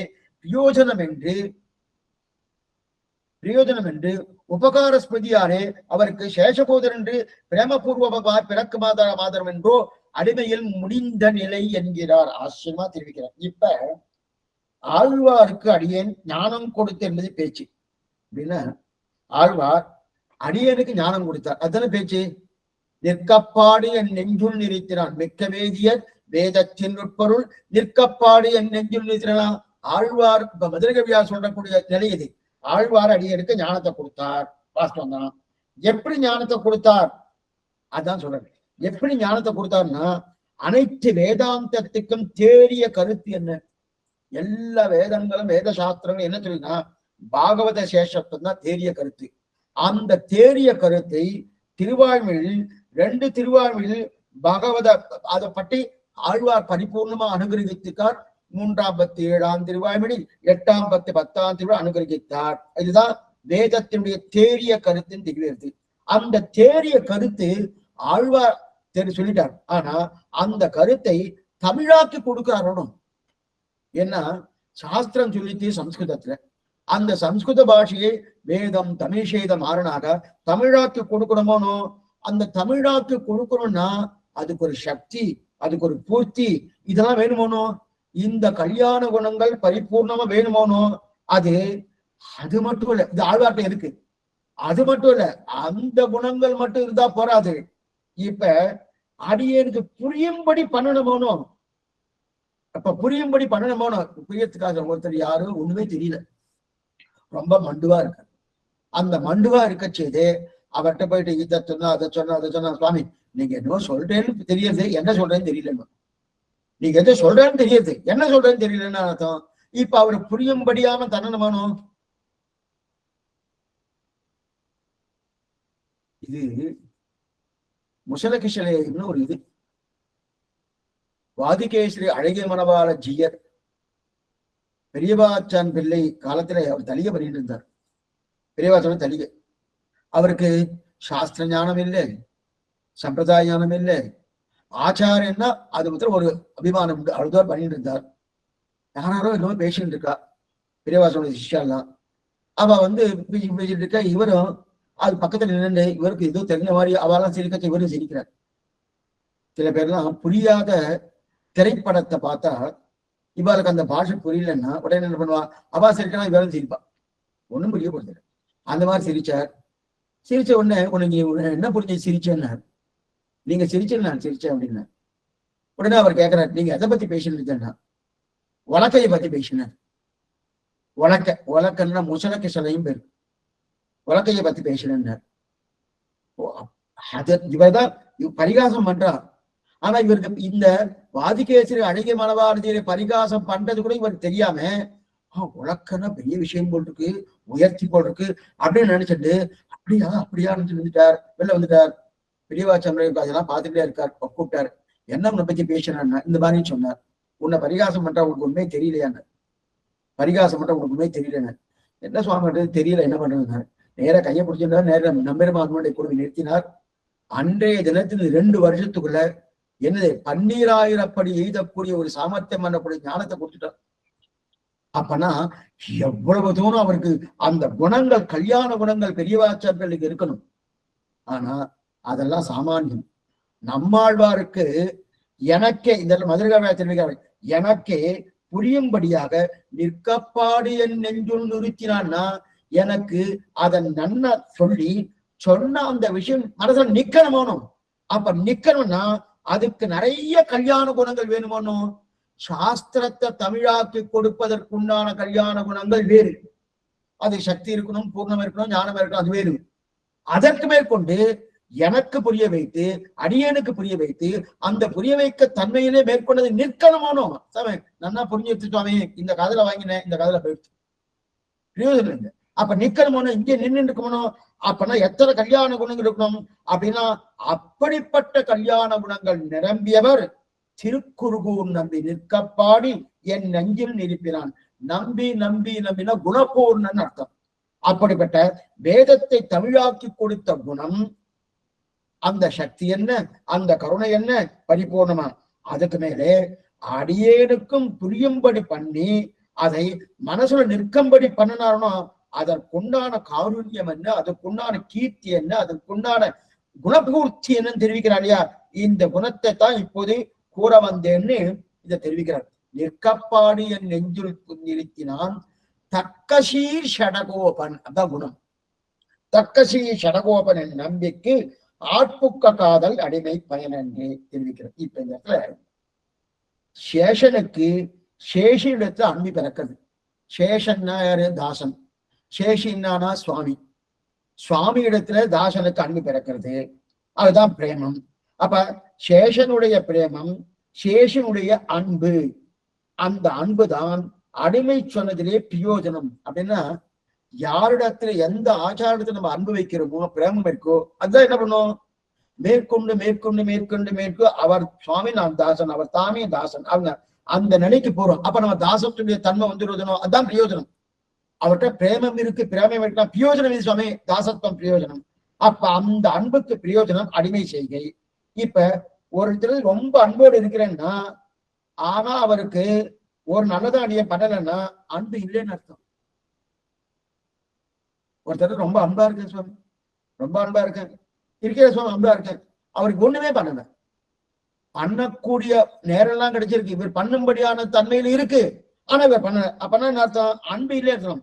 அன்போடு இருக்கிறான்னு சொன்னாலே அந்த அடிமை தகத்துக்கு தகுந்தவரை செய்யணும். இப்ப ஆழ்வாரத்துல எனக்கு ஏற்பட்ட அன்புக்கு பிரயோஜனம் எது? அடிமைத்தனம். ஒரு அன்புன்னு வந்துட்டனால அடிமைத்தனம். தகப்பனாட்டு அன்பு, தாயாடத்துல அன்பு, ஆச்சாரத்துல அன்பு, பகவானத்துல அன்பு, பாகவதால்கிட்ட அன்பு. இந்த அன்பு எங்க கொண்டு பேசுவோம்? பாகவதாலுக்கு நான் தாசன், தகப்பனாருக்கு நான் தாசன், தாயாருக்கு நான் தாசன், பகவானுக்கு நான் தாசன், ஆச்சாரியனுக்கு நான் தாசன். அங்க கொண்டு போய் போட்டுருக்கணும். அதே போல ஆழ்வாருக்கு நான் தாசன், ஆழ்வாருக்கு அன்புன்னு என்னாகும், ஆழ்வாருக்கு நான் தாசன் வந்துடுறதுனும் அந்த அளவுக்கு போட்டுருக்கணும். அப்ப ஆழ்வாரத்தில் எனக்கு ஏற்பட்ட அன்பிற்கு பிரயோஜனம் அடிமைத்தனம். ஆழ்வார் நமக்கு இவ்வளவு நல்லதை பண்ணி கொடுத்திருக்காரே என்று நன்றி அறிதல். என்ன நிற்கப்பாடு என் நெஞ்சுள் நிறுத்தினால சாமானிய விஷயமா அது. ஏன்னா நிற்கப்பாடு என் நெஞ்சுள் நிறுத்துறது சாமானியமே கிடையாது. என்னைக்குமே ஒருத்தரை திருத்தி கொண்டு வந்து திருத்தி திருமகள் கேள்வனை காக்கியதென் நெஞ்சில் பொருத்தப்படாது. ராமாயணத்தை பாசுரம். கேள்வனை காக்கிய பின் அப்ப ஆக்கணும் போனோம். அந்த மாதிரி ஆக்கினார் யாரே? மதுரகவியானார். அந்த நன்றி அறிதல் இருக்கணுமோனோ, அந்த நன்றி அறிதல் முதல் அர்த்தம். அப்ப என்னது? அழுகொண்டாடம் அழியவரின் பெற அது முந்தின வாசத்துக்கு காத்திலும் இந்த மெக்க வேதியர் வேதத்தினுட்பொருள் நிற்கப்பாடு என் நெஞ்சுள் நிறுத்தினான் முதல் அர்த்தம். இரண்டாவது அர்த்தம், ஆழ்வார்க்கு நான் அடியவன் வாஸ்தவம் சேஷபூதன். அப்ப நம்மாழ்வார்க்கு மதுரவில் ஆதரவு ஏற்படுறது. ஆதரவு பிரேமத்தை முன்னிட்டு கொண்டு ஒரு ஆதரவு என்னன்னா, சுவாமி அவர் சுவாமி, அவர் சுவாமி, அவர் சுவாமி, எனக்கு ஆச்சாரியன், எனக்கு ஆச்சாரம் ஒரு ஆதரவு கிடைக்கிறது. அந்த ஆதரவு பிரேமத்தை முன்னிட்டு கொண்டு அன்போடு சேர்ந்த ஆதரவு. ஆதரவுன்னா என்னன்னா, அவரா சுவாமி சரி பரவாயில்ல, அவருக்கு எதாவது பண்ணணும்னா அன்பில்லாம ஆதரவு இருந்து பிரயோஜனம் இல்லை. ஆனா அன்பில்லாம ஒரு ஆதரவு இருந்ததுன்னா எத்தையும் எதிர்பார்க்க அப்ப பிரயோஜனாந்த பரன்னு அர்த்தம். எத்தையும் பின்னாடி எதனால இருந்து ஆதரவுன்னா, பின்னாடி அவர் இதை பண்ண போறார் சுவாமி, அதனால ஆதரவு. அப்ப அன்பு அதுல கணக்காது. அன்போடு சேர்ந்து ஆதரவு இருக்கணும். அதான் பிரேமத்தை முன்னிட்டு கொண்டு இருக்கும் ஆதரவு. அந்த பிரேமத்தினால் ஏற்படக்கூடிய ஆதரவு. அப்ப ஆழ்வார் எவ்வளவு உபகாரம் நமக்கு பண்ணினார்னு பண்ண அதை நினைக்க ஒரு ஆதரவு வருதணும். அந்த ஆதரவு நேரே வரல, பிரேமத்தை முன்னிட்டு கொண்டு வரக்கூடிய ஆதரவு. என்ன புரியுங்க? பிரேமத்தை முன்னிட்டு கொண்டு வரக்கூடிய ஆதரவு. அப்பன்னா அந்த ஆழ்வார் எவ்வளவு உபகாரம் பண்ணார் என்பதுல அன்பு, அன்பினாலே ஆதரவு, ஆதரவால் கைங்கரி. இந்த படிக்கட்டு தெரியுதா? அப்ப எவ்வளவு உபகாரம் பண்ணார் சுவாமி, அந்த உபகாரத்தினால் அன்பு. அப்ப ஆழ்வா பண்ணனா அன்பு வராதான்னா, அப்போ அன்பு உண்டு. ஆனா உபகாரம் பண்ணதை பார்த்தாலும் அன்பு பெருகிறது. அந்த அன்பினால் என்ன ஆகுதுன்னா, ஆதரவு பண்ணவே அவர்தான் ஒரு ஆதரவு. அந்த ஆதரவால் என்ன பண்ணுது? கைங்கரியம் பண்ண சுவாமி, அவர் கிஞ்சிக்காரன் கைங்கரியம் பண்ணணுங்க. இப்படித்தான் ஏற்பட்டிருக்கணும். ஆக நம்மாழ்வாரத்தில் அடிமைத்தானம் தெரிந்து கொண்டேன், அடிமைத்தனம் தெரிந்து கொண்டபடியாலே அன்பு ஏற்பட்டது, அன்பினால் ஆதரவு ஏற்பட்டது, ஆதரவால் கைங்கரியம் பண்ணினேன். இதுதான் படிக்கட்டு. அப்ப நம்மாழ்வாரிடத்தில் அடிமைத்தனம் தெரிந்து கொண்டேன், அடிமைத்தனம் தெரிந்து கொண்டபடியாலே அன்பு ஏற்பட்டது, அன்பினால் ஆதரவு ஏற்பட்டது, ஆதரவால் கைங்கரியம் பண்ணுவேன். இப்படி ஒரு பக்கம் வச்சுக்கலாம். இது ஒண்ணு. அல்லது இது ஒரு பக்கம் வச்சா, அல்லது அன்பு ஏற்பட்டது, அந்த அன்பினால் ஆதரவு, அந்த அன்பினால் ஆதரவு ஏற்பட்டது இல்லையா? அப்ப அந்த அன்பினால் ஆதரவு ஏற்பட்டதுதான், அவ்வளவுதான்னா அந்த ஆதரவு தான் சிறந்த கைங்கரியம் சொல்றான். ஆதரவுன்னா என்ன? அவர் மேல ஒரு பிரேமம், அந்த பிரேமம் வச்சிருக்கவனோ அந்த பிரேமமே கைங்கரியம், அந்த பிரேமமே கைங்கரியம். அந்த பிரேமமே கைங்கரியமா சுவாமி? ஆமா, அந்த பிரேமமே பிரேமமே இப்படி கூட ஆகுமா சுவாமி? ஒரு பிரேம வச்சுட்டு ஒருத்தருக்கு தெரிஞ்ச ஒருத்தர், அவருக்கு எதை பண்ணணும் சுவாமி, உங்க மாதிரி நான் பிரேம வச்சுட்டு ஆசை வச்சுட்டு இருக்கேன், அதுவே போறோம்னா அந்த பிரேமமே கைங்கரியம் அப்படின்னு கூடுவான்னா, அப்படின்னா நம்ம பெருமாள்கிட்ட பிரேமம் வைக்கிறோம், அதீத பிரீத்தி, அதீத காதல், அவர்கிட்ட அதீத ஆதரவு இருக்கணும். அப்ப பெருமாள் ஒண்ணும் கைங்கரியம் பண்ண வேண்டாமோ? ஏன்னா நீங்க பிரேமமே கைங்கரியம் சொல்லிட்டேன். எப்ப பிரேமமே கைங்கரியம் சொல்லிட்டோ, பெருமாள் ஒண்ணும் பண்ண வேண்டாமோ? தெளிக்க பண்ண வேண்டாம், பெருக்க வேண்டாம், முழுக வேண்டாம், சேவா காலம் பண்ண வேண்டாம், அவருக்கு திருமஞ்சனம் பண்ண வேண்டாம், திருவிளக்கு ஏற்ற வேண்டாம், திருவாராதனை பண்ண வேண்டாம், ஒத்தியம் பண்ண வேண்டாம். ஏன்னா அன்பு நிறைய இருக்கு சுவாமி, அன்பு நிறைய இருக்கிறபடியாலே அன்பே கைங்கரியம் சொல்லிட்டு வரணும். அப்ப கைங்கரியம் அன்பே ஆனபடியாலே நான் கைங்கரியம் பண்ணியாச்சுன்னு தான் அர்த்தம். அன்பு இருக்கே அப்படின்னு அர்த்தம்னா அப்படி கிடையாது. அன்பு உந்த உந்த உந்த கைங்கரியம் பண்ணும், அனுபவ தெரிஞ்ச பிரீத்திகாரித கைங்கரியம். புரியுதா? அனுபவ அங்க போனதுக்கு பிறகு என்ன இருக்கு? அங்க அனுபவம் கிடைக்கிறது, அனுபவம் ஏற்பட ஏற்பட பிரீத்தி கிடைக்கிறது, பிரீத்தி உந்த உந்த உந்த கைங்கிறேன். அப்ப அனுபவ தெரிந்த பிரீத்திக்காரத்தை கைக்கிறேன்னா அப்ப அன்பு உந்த உந்த கண்டிப்பா கைங்கரியம் பண்ணத்தான் ஆகணும். ஆனா அப்ப அந்த கைங்கரியங்களுடைய 2 நிலை இருக்கு. இது கொஞ்சம் ஜாகிரதையா புரிஞ்சுக்கணும். சம்பிரதாய அர்த்தம் இதெல்லாம் அழகிய மணவாள பெருமாள் நாயனார் தான் திருப்பியார். அப்ப கைங்கரியத்துல 2 நிலை இருக்கு. ஒண்ணு கீழ்நிலை, மற்றொரு மேல்நிலை. அன்பு, பிரேமம், அவா, காதல், ஆதரவு, இது ஒரு நிலை. இது இல்லைன்னா பிரயோஜனம் இல்லை, இது ஒரு நிலை. அடுத்து இன்னொரு நிலைன்னா கைங்கரியம் பண்றது ஒரு நிலை. அப்ப 2 நிலை இருக்குல்ல, கீழ்நிலை ஒண்ணு, மேல்நிலை ஒண்ணு. கீழே இருக்கக்கூடிய நிலை ஒண்ணு, மேலே இருக்கக்கூடிய நிலை ஒண்ணு. கீழ்நிலைன்னா என்ன சுவாமி? ஓடுவது, ஆடுவது, பெருக்குவது, விளக்கெரிப்பது, திருவாராதனம் பண்றது, சேவா காலம் பண்றது, தணிகை பண்றது, இதெல்லாம் கீழ்நிலை. அப்ப மேல்நிலை என்னது சுவாமி? அன்பு. நல்லா புரிஞ்சுக்கோ. மேல்நிலை அன்பு. கீழ்நிலையும் வேணும், மேல்நிலையும் வேணும். நல்லா புரிஞ்சுக்கோ. மேல்நிலை என்பதுன்னு சுற்றி நல்ல காய்கமான கைங்கரியம். என்னென்ன உண்டோ காய்கமான செயல்களால பண்ணப்பட்ட கைங்கரியம், அந்த செயல்பாடு சிந்தை சொல் செயல் சொல்றமோ, சிந்தை சொல் சொல் செயல் 2மே காய்கம். அப்ப காய்கமாக பண்ணப்பட்ட அந்த கைங்கரியம் எல்லாம் கீழ்நிலை. அப்ப மேல்நிலை இதுன்னா அன்பு. அப்ப மேல்நிலையும் வேணும், கீழ்நிலையும் வேணும். 2 கைங்கரியங்களும் இருக்கணும். அதனாலதான் இவர் சொல்றது என்னன்னா, அன்பே கைங்கரியம்னு சொல்லல, அன்பு கைங்கரியத்தின் முடிந்த நிலைன்னு தெரிவிக்கிறான். நல்லா பார்த்துக்கோ. அன்பே கைங்கரியம் தெரியும். இப்ப வியாக்கியானத்தை வாசிக்கிறேன். அதாவது கீழ் 4ஆம் ஒரே நிமிஷம் 4ஆம் பாட்டிலே ஆச்சாரிய விஸ்வாசம் சொன்னார். மேலிரண்டு பாட்டால் இதெல்லாம் நம்ம பார்த்துக்கணும். வியாக்கியானம் மிக்க வேதியம் இத்தியாதி தமக்கு அறிவித்த ஒரே நிமிஷம் மிக்க அதாவது கிட்டத்தட்ட 2 பத்தியை நான் ஸ்கிப் பண்ணிட்டு 3ஆம் பத்தி வாசிக்கிறேன். 196வது பக்கத்துல மிக்க வேதியர் அவ்வேதத்திலும் வேதவாதரதா என்றும் திரைவித்யமாம் சோமபாபா பூதபாபா என்றும் சொல்கிறபடியே ஆபாத பிரதீதமாய் அல்பாஸ்திரங்களான சொர்க்காதி புருஷார்த்தங்களையும் சாதனங்களான ஜோதிஷ்டோமாதிகளையும் புருஷார்த்த சாதனங்களையும் அறுதியிட்டு இருக்க என்றிக்கு உத்தம புருஷார்த்தமான பகவத் பிராப்தியே புருஷார்த்தம் என்றும் சத் சாதனமும் பிரம்ம விதாப்னோதி பரம் இத்தியாதி வாக்கியோத்தமான வேதனமாதல் முமுட்சுவை சரணமகம் பிரபக்தி என்கிற சரணாகதி நிரூபமான சர்வ சாதனமாதல் என்றும் வேதாந்த விஞ்ஞானத்தாலே சுனிச்சிதார்த்தமாயிருக்கும் அவர்கள் ஆசிரமத்தில். இப்ப அன்பே கைங்கரியம் சொன்னார், பிரேமமே கைங்கரியம் சொன்னார்னா அப்ப அங்க இருந்து என்ன தெரியாது? இதெல்லாம் பண்ண வேண்டாம் எல்லாத்தையும் பண்ணணும். 2 கைங்கரியம். அப்ப 2 கைங்கரியம், கீழ்நிலை கைங்கரியம், மேல்நிலை கைங்கரியம். கீழ்நிலை கைங்கரியம் காய்கமான கைங்கரியம், மேல்நிலை கைங்கரியம் அன்பான கைங்கரியம். 2மே வேண்டியிருந்திருப்பார். அப்ப இங்க சொன்னதுன்னா அன்பு கைங்கரியத்தின் முடிந்த நிலைன்னு தெரிவிக்கிறார். முடிந்த நிலை. அப்ப முடிந்த நிலைன்னு சொன்னாலே முதல் நிலை இருக்குன்னு அர்த்தம். கடைசி நிலை முடிந்த நிலைன்னு இருக்கு இல்லையா? கடைசி நிலை எது? பகவானுடைய பிரேமம், காதல், அவா, அன்பு, அந்த பிரீத்தி, இதெல்லாம் முடிந்த நிலையில் இருக்கக்கூடிய கைங்கரியம். இதுவே கைங்கரியம். பிரீத்தியே கைங்கரியம், பிரேமமே கைங்கரியம், அன்பே கைங்கரியம், எல்லாம் கைங்கரியம். இது முடிந்த நிலையாக இருக்கக்கூடிய கைங்கரியம். எப்ப முடிந்த நிலைன்னு சொல்லாத்தியோ அப்ப முதல் நிலைன்னு ஒண்ணு வரணுமோனோ, கட்டாயம் வரணுமோனோ. அப்ப முதல் நிலை என்ன சுவாமி? 2 கைங்கரியம் வேணும். அப்ப முதல் நிலை அப்ப யாருமே முதல் நிலை இருக்குன்னு சொல்லியாச்சுன்னா அப்ப முதல் நிலை என்ன சுவாமி? சுமாரான கைங்கரியம் வந்துருமோனு. முடிந்த நிலை கைங்கரியம் தான் உசத்தியான கைங்கரியம். முதல் நிலை கைங்கரியம் சுமாரான கைங்கரியம் அப்படின்னு வந்துருக்கணும். அப்ப முடிந்த நிலை கைங்கரியம் உயர்ந்த கைங்கரியம் சுவாமி. அப்ப என்ன பண்ணுவா? யாருமே சுவாமி சுமாரான கைங்கரியம் எனக்கு வேண்டாம், முடிந்த நிலை கைங்கரியம் தான் எனக்கு வேணும். அப்ப என்ன பண்ணோம்? அப்ப முடிந்த நிலை கைங்கரியத்தை பிடிச்சுப்பா.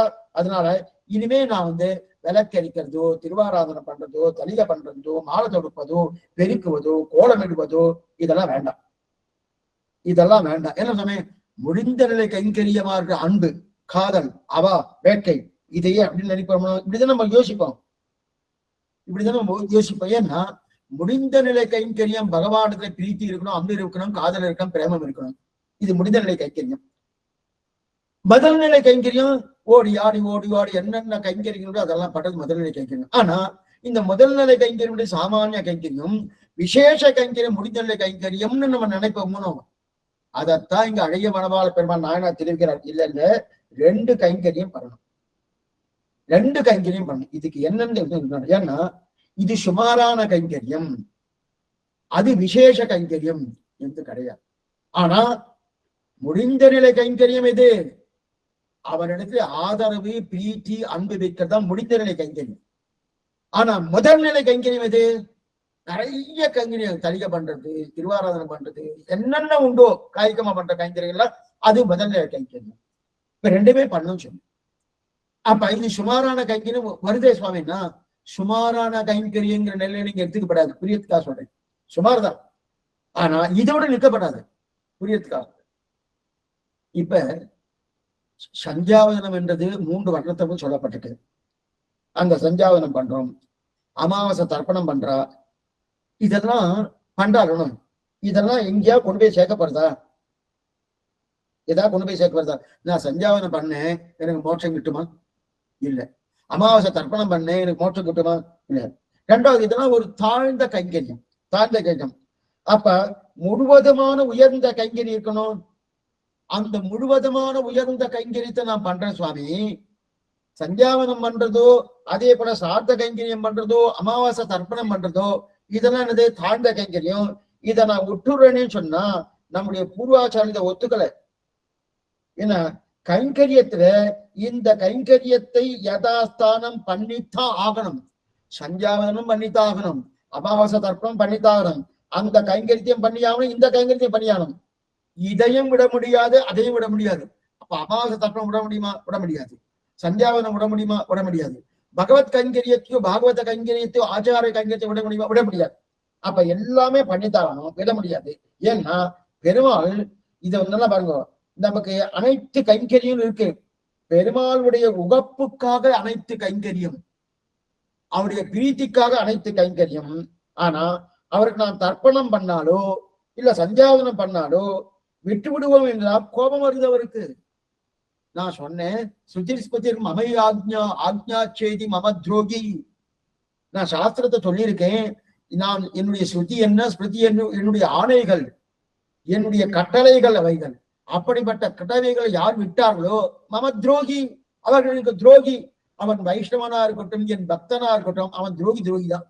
வைஷ்ணவன் தாவனா அப்படின்னா வைஷ்ணவன் சுவாமி அதெல்லாம் பகவான் துரோகியை எடுத்துக்க மாட்டாருன்னா அதெல்லாம் ஆக மாட்டார், துரோகி தான். அப்ப ஒரு கோபம் வருதணும். இப்ப கோபம் வந்துடுது, கோபம் வந்து அவருக்கு துன்ப ஒரு வருத்தம் வருதணும். வருத்தம்னா பகவானுக்கு இயற்கையிலே வருத்தம் கிடையாது. அவாப்த சமஸ்த காமன் அகிலேய பிரத்யநீகன் சமஸ்த கல்யாண குணாத்மகன் தெரியா. இயற்கையில அவனுக்கு வருத்தம் இருக்கா? வருத்தம் கிடையாது. ஆனா இருந்தாலும் ஒரு நிலை ஏற்படுறதுனோ, ஓ நான் சொன்னது பண்ணடியே ஒரு அவனுக்கு ஒரு மனசு சங்கல்பம், மனசகடம் ஏற்படுறதுனோ, அந்த மாதிரி வந்துட்டோம்னா அது இன்னும் ஆபத்துன்ற.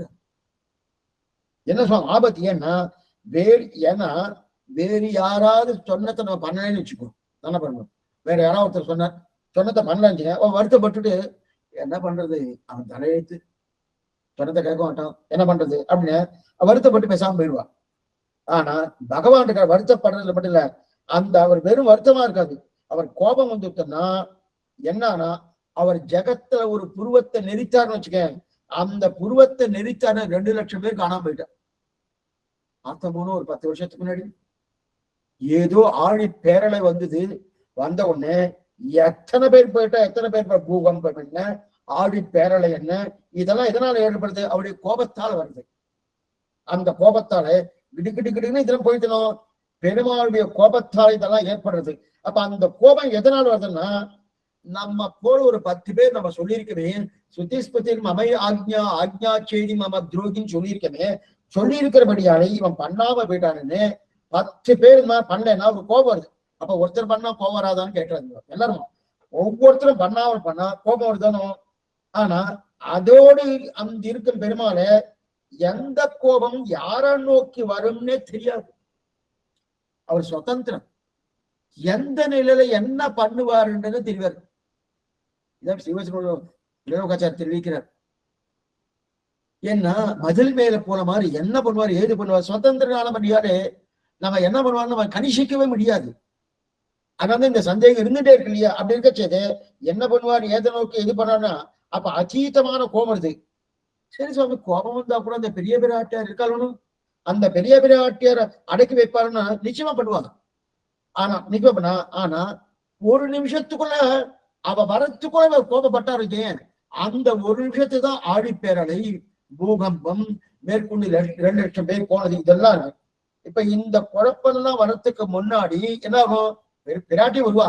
பிராட்டி வரத்துக்கு முன்னாடி ஒரு நிமிஷம் அவர் கோவிச்சுட்டான்னா, அவன் முகம் சொலிச்சிட்டு போயிடுச்சுன்னா அந்த சுழிப்பதனால் ஏற்படக்கூடிய ஆபத்து எத்தனை ஆபத்து. அப்ப பெருமாளுடைய திருமுகமனத்துல கோபம் வராம நாம இருக்கிறவர்களுக்கு பார்த்துக்கிறோமானோ, அந்த பார்த்துக்கிறோம்னா அவர் ஸ்மிருதி ஸ்மிருதி மமயாஜ்ஞா ஆக்ஞா சேதி மம துரோகி என்று சொன்னா போலே, இதம் குரு இதம் ஆகாஷி என்று சாஸ்திரம் விதித்தா போலே, அந்த சாஸ்திரம் என்னென்ன விதித்திருக்கோ அப்படிப்பட்ட அனுஷ்டானத்தை நம்ம விடப்படாது.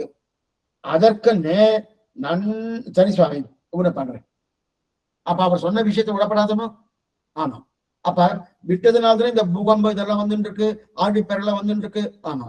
அப்ப ஒண்ணு பண்றேன், அவர் சொன்னது என்ன, சாஸ்திரம் சொன்ன மாதிரி இருக்கக்கூடிய தர்ப்பணம் என்ன, சஞ்சாவனம் என்ன, இது என்ன, அது என்ன, அதெல்லாம் பண்ணிட்டு இருக்கேன். பகவான் அனுபவித்ததை விட்டுறேன். குணானுசந்தானம் பண்ணாம நல்லா பார்த்துக்கோ.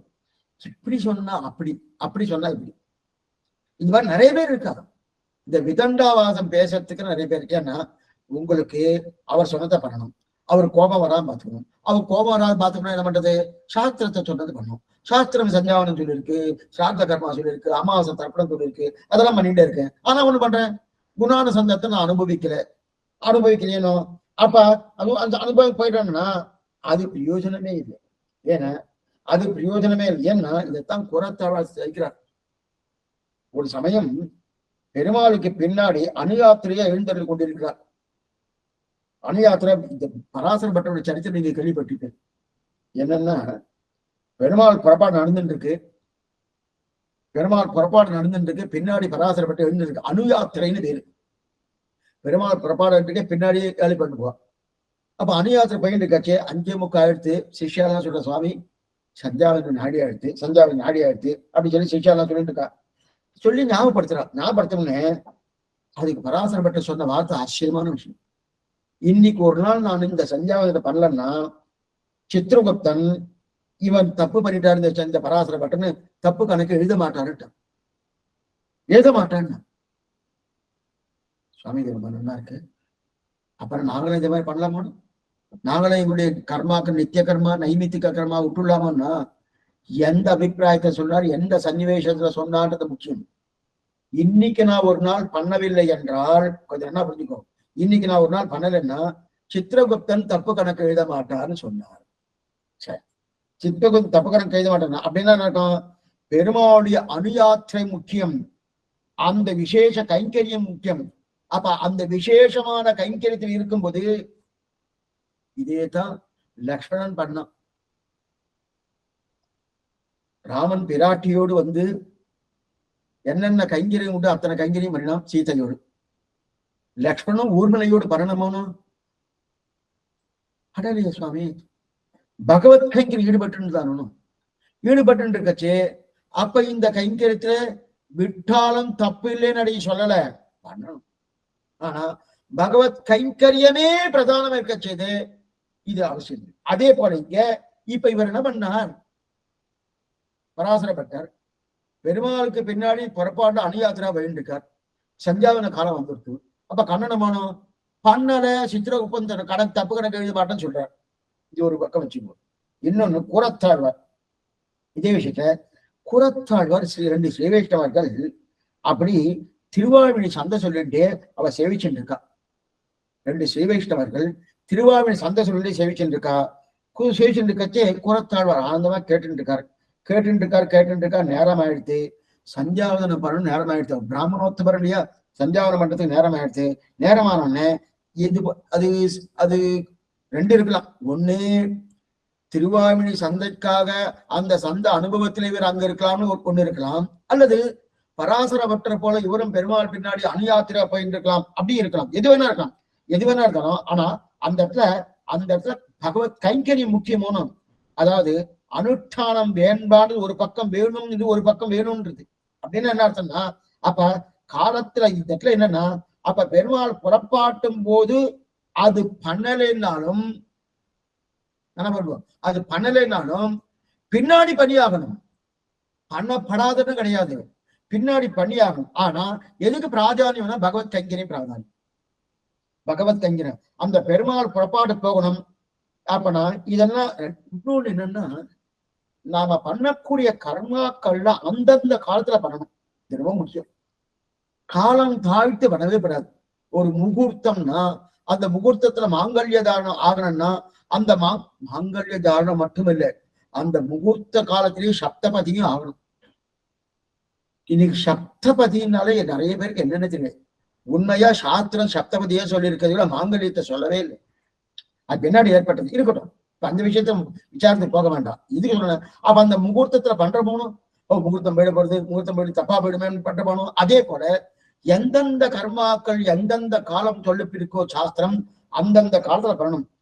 சந்தியாவனத்துக்கு உண்டான காலம் வேறு, அது கார்த்தால காணாமல் கோணாமல் கண்டுன்னு சொல்லியிருக்கு. கார்த்தால சூரியனை பார்க்கறதுக்கு முன்னாடியே பண்ணணும்.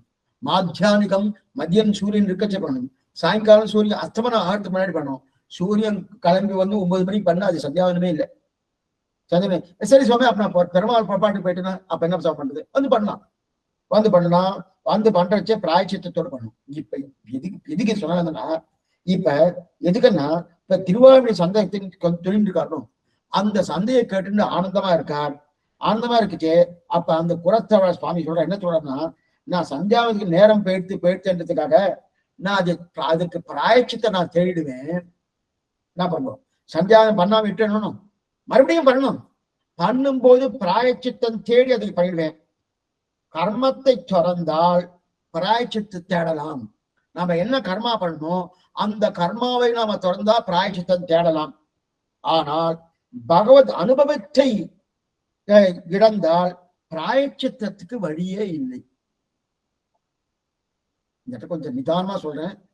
நிறைய பேர் இந்த இடத்துல ஒரு தவறான கருத்தை நம்ம எடுத்துருவோம். பகவத் அனுபவத்துக்கு வந்தாச்சுன்னா அந்த பகவத் அனுபவத்தை இருக்கச்சே அதை இழந்துட்டு வச்சுக்க, பிராயச்சித்தமே கிடையாது, திரும்பி கிடைக்குமா, கிடைக்காது. கர்மாவை விட்டுன்னு வச்சுக்க, 6 மணிக்கு பண்ணணும், பண்ணல என்னன்னா 8 மணிக்கு பண்ணி போறேன், அதுக்கு பிராயச்சித்தத்தோடு பண்றேன்.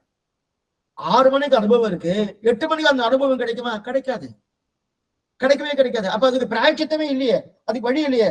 இப்ப பெருமாளின் குணத்தை நான் அனுபவிச்சுட்டு இருக்கேன். இப்ப குரத்தவரை தெரிவிக்கிறார், பெருமாளுடைய குணத்தை நான் அனுபவிச்சுட்டு இருக்கேன், இதை விட்டா நான் எப்படி பிராயச்சித்தம் பண்ணுவேன்?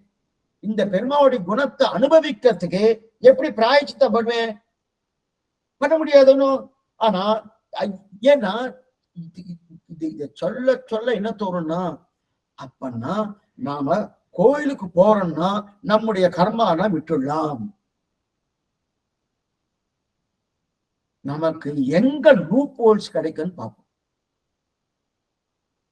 எங்க லூப் ஹோல்ஸ் கிடையாது. நிறைய பேர் இது மாதிரி ஒரு சன்னிவேசத்துல வருவா. சில பேர் என்ன பண்ணுவா, இல்ல சுவாமி நாங்கெல்லாம் இதுக்கு போயாச்சு, கயா சிரார்த்தம் பண்ணியாச்சு, காசுல சிரார்த்தம் பண்ணியாச்சு, கயா சிரார்த்தம் பண்ணியாச்சுன்னு இனிமே பண்ண வேண்டாம்னு சொல்லிட்டா. எங்க சொல்லியிருக்கு? அவர் சொன்னார், இவர் சொன்னார், அதுவே இருக்கு. சாஸ்திரம் சொல்லியிருக்கா? முன்னோர்கள் அனுஷ்டானத்தை கொண்டு வந்திருக்காங்க. இவாளா என்ன சொல்லிப்பா, இவாளா சொல்லி சொல்லி சொல்லி இப்படி இருக்குன்னு சொல்லிட்டு இருக்காருன்னு எதுக்கு சொல்ல. அதே போல இப்ப இவர் என்ன சொல்றார், புறத்தை என்ன தெரிவிக்கிறார், பகவத் அனுபவம் இருக்கும் போது நாம் பண்ண வேண்டிய கொஞ்சம் நல்லா புரிஞ்சுக்க.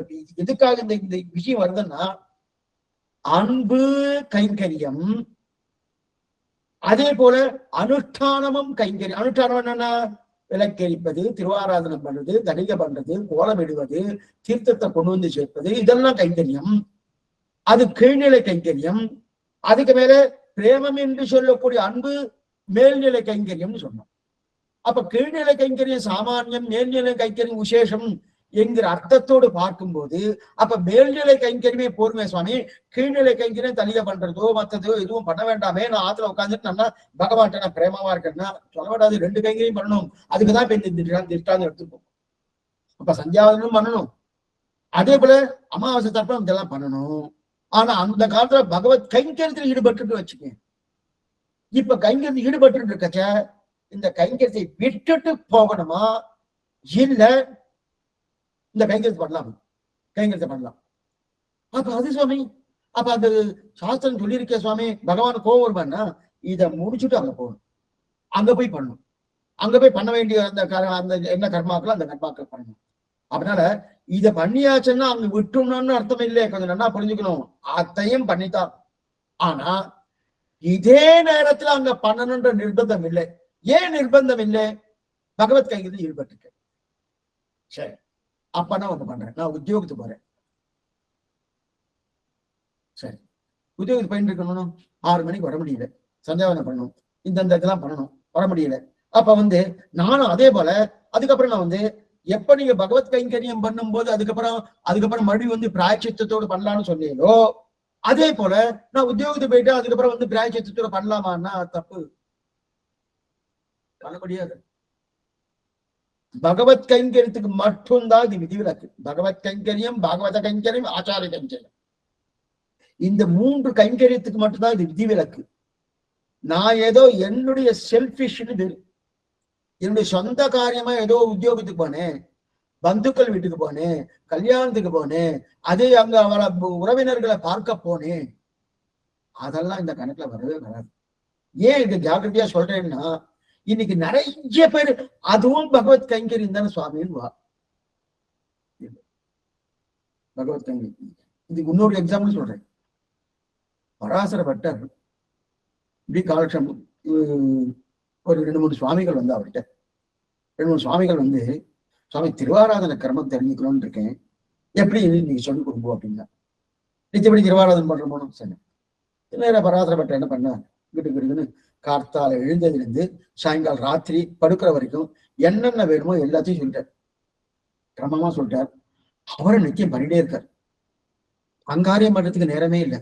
அவ்வளவு உச்சிதமாக ரொம்ப ஆச்சரியமா தெரிவித்தார் பராசர பட்டர். இப்படி பண்ணணும், இப்படி பண்ணணும், இப்படி பண்ணணும், அது 6 விதமா பிரிச்சுக்கோ, உங்களுடைய காலத்தை 6 விதமா பிரிச்சுட்டு அதுக்கு தகுந்த மாதிரி அந்தந்த கைக்கரித்தை பண்ணுன்னு சொல்லிட்டார். எல்லாம் முடிச்சுட்டார். முடிச்ச உடனே இவர் தங்காரியம் பண்றதுக்கு நேரமே இல்லை.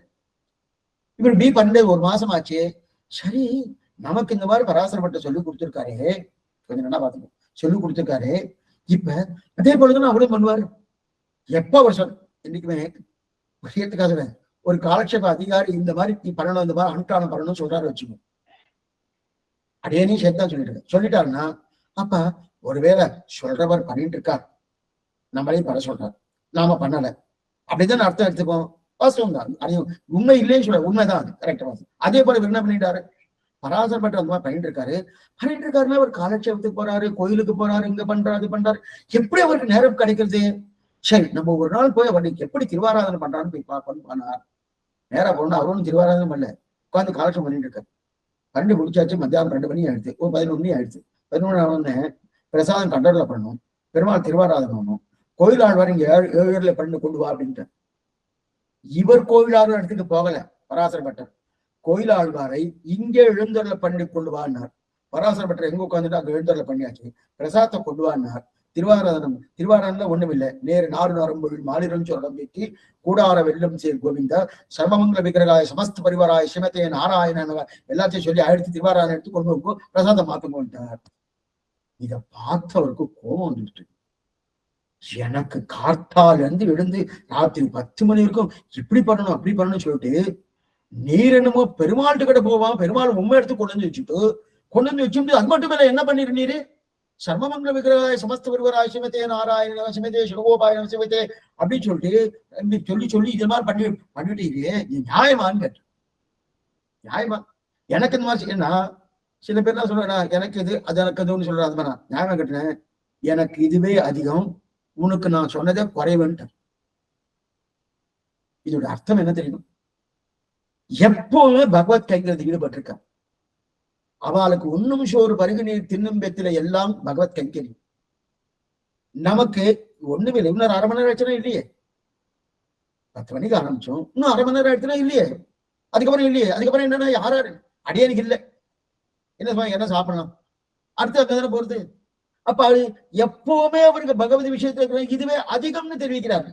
இப்ப இதை சொல்ல என்னன்னா, அப்ப பட்டரை போல நான் திருவாராதனை பண்ணலாமா அப்படின்னு அடுத்த சந்தேகம் ஒரு மனம் பண்ணலாம். பட்டராக இருந்தா பண்ணலாம். நீரும் பராசர பட்டரா இருந்தா வச்சுக்க பண்ணலாம். பராசர பட்டரா கிட்ட கூட நிற்க முடியாது, நினைச்சு கூட பார்க்க முடியாது.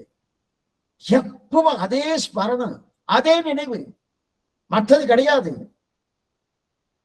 நமக்கு அப்படி இல்லையே.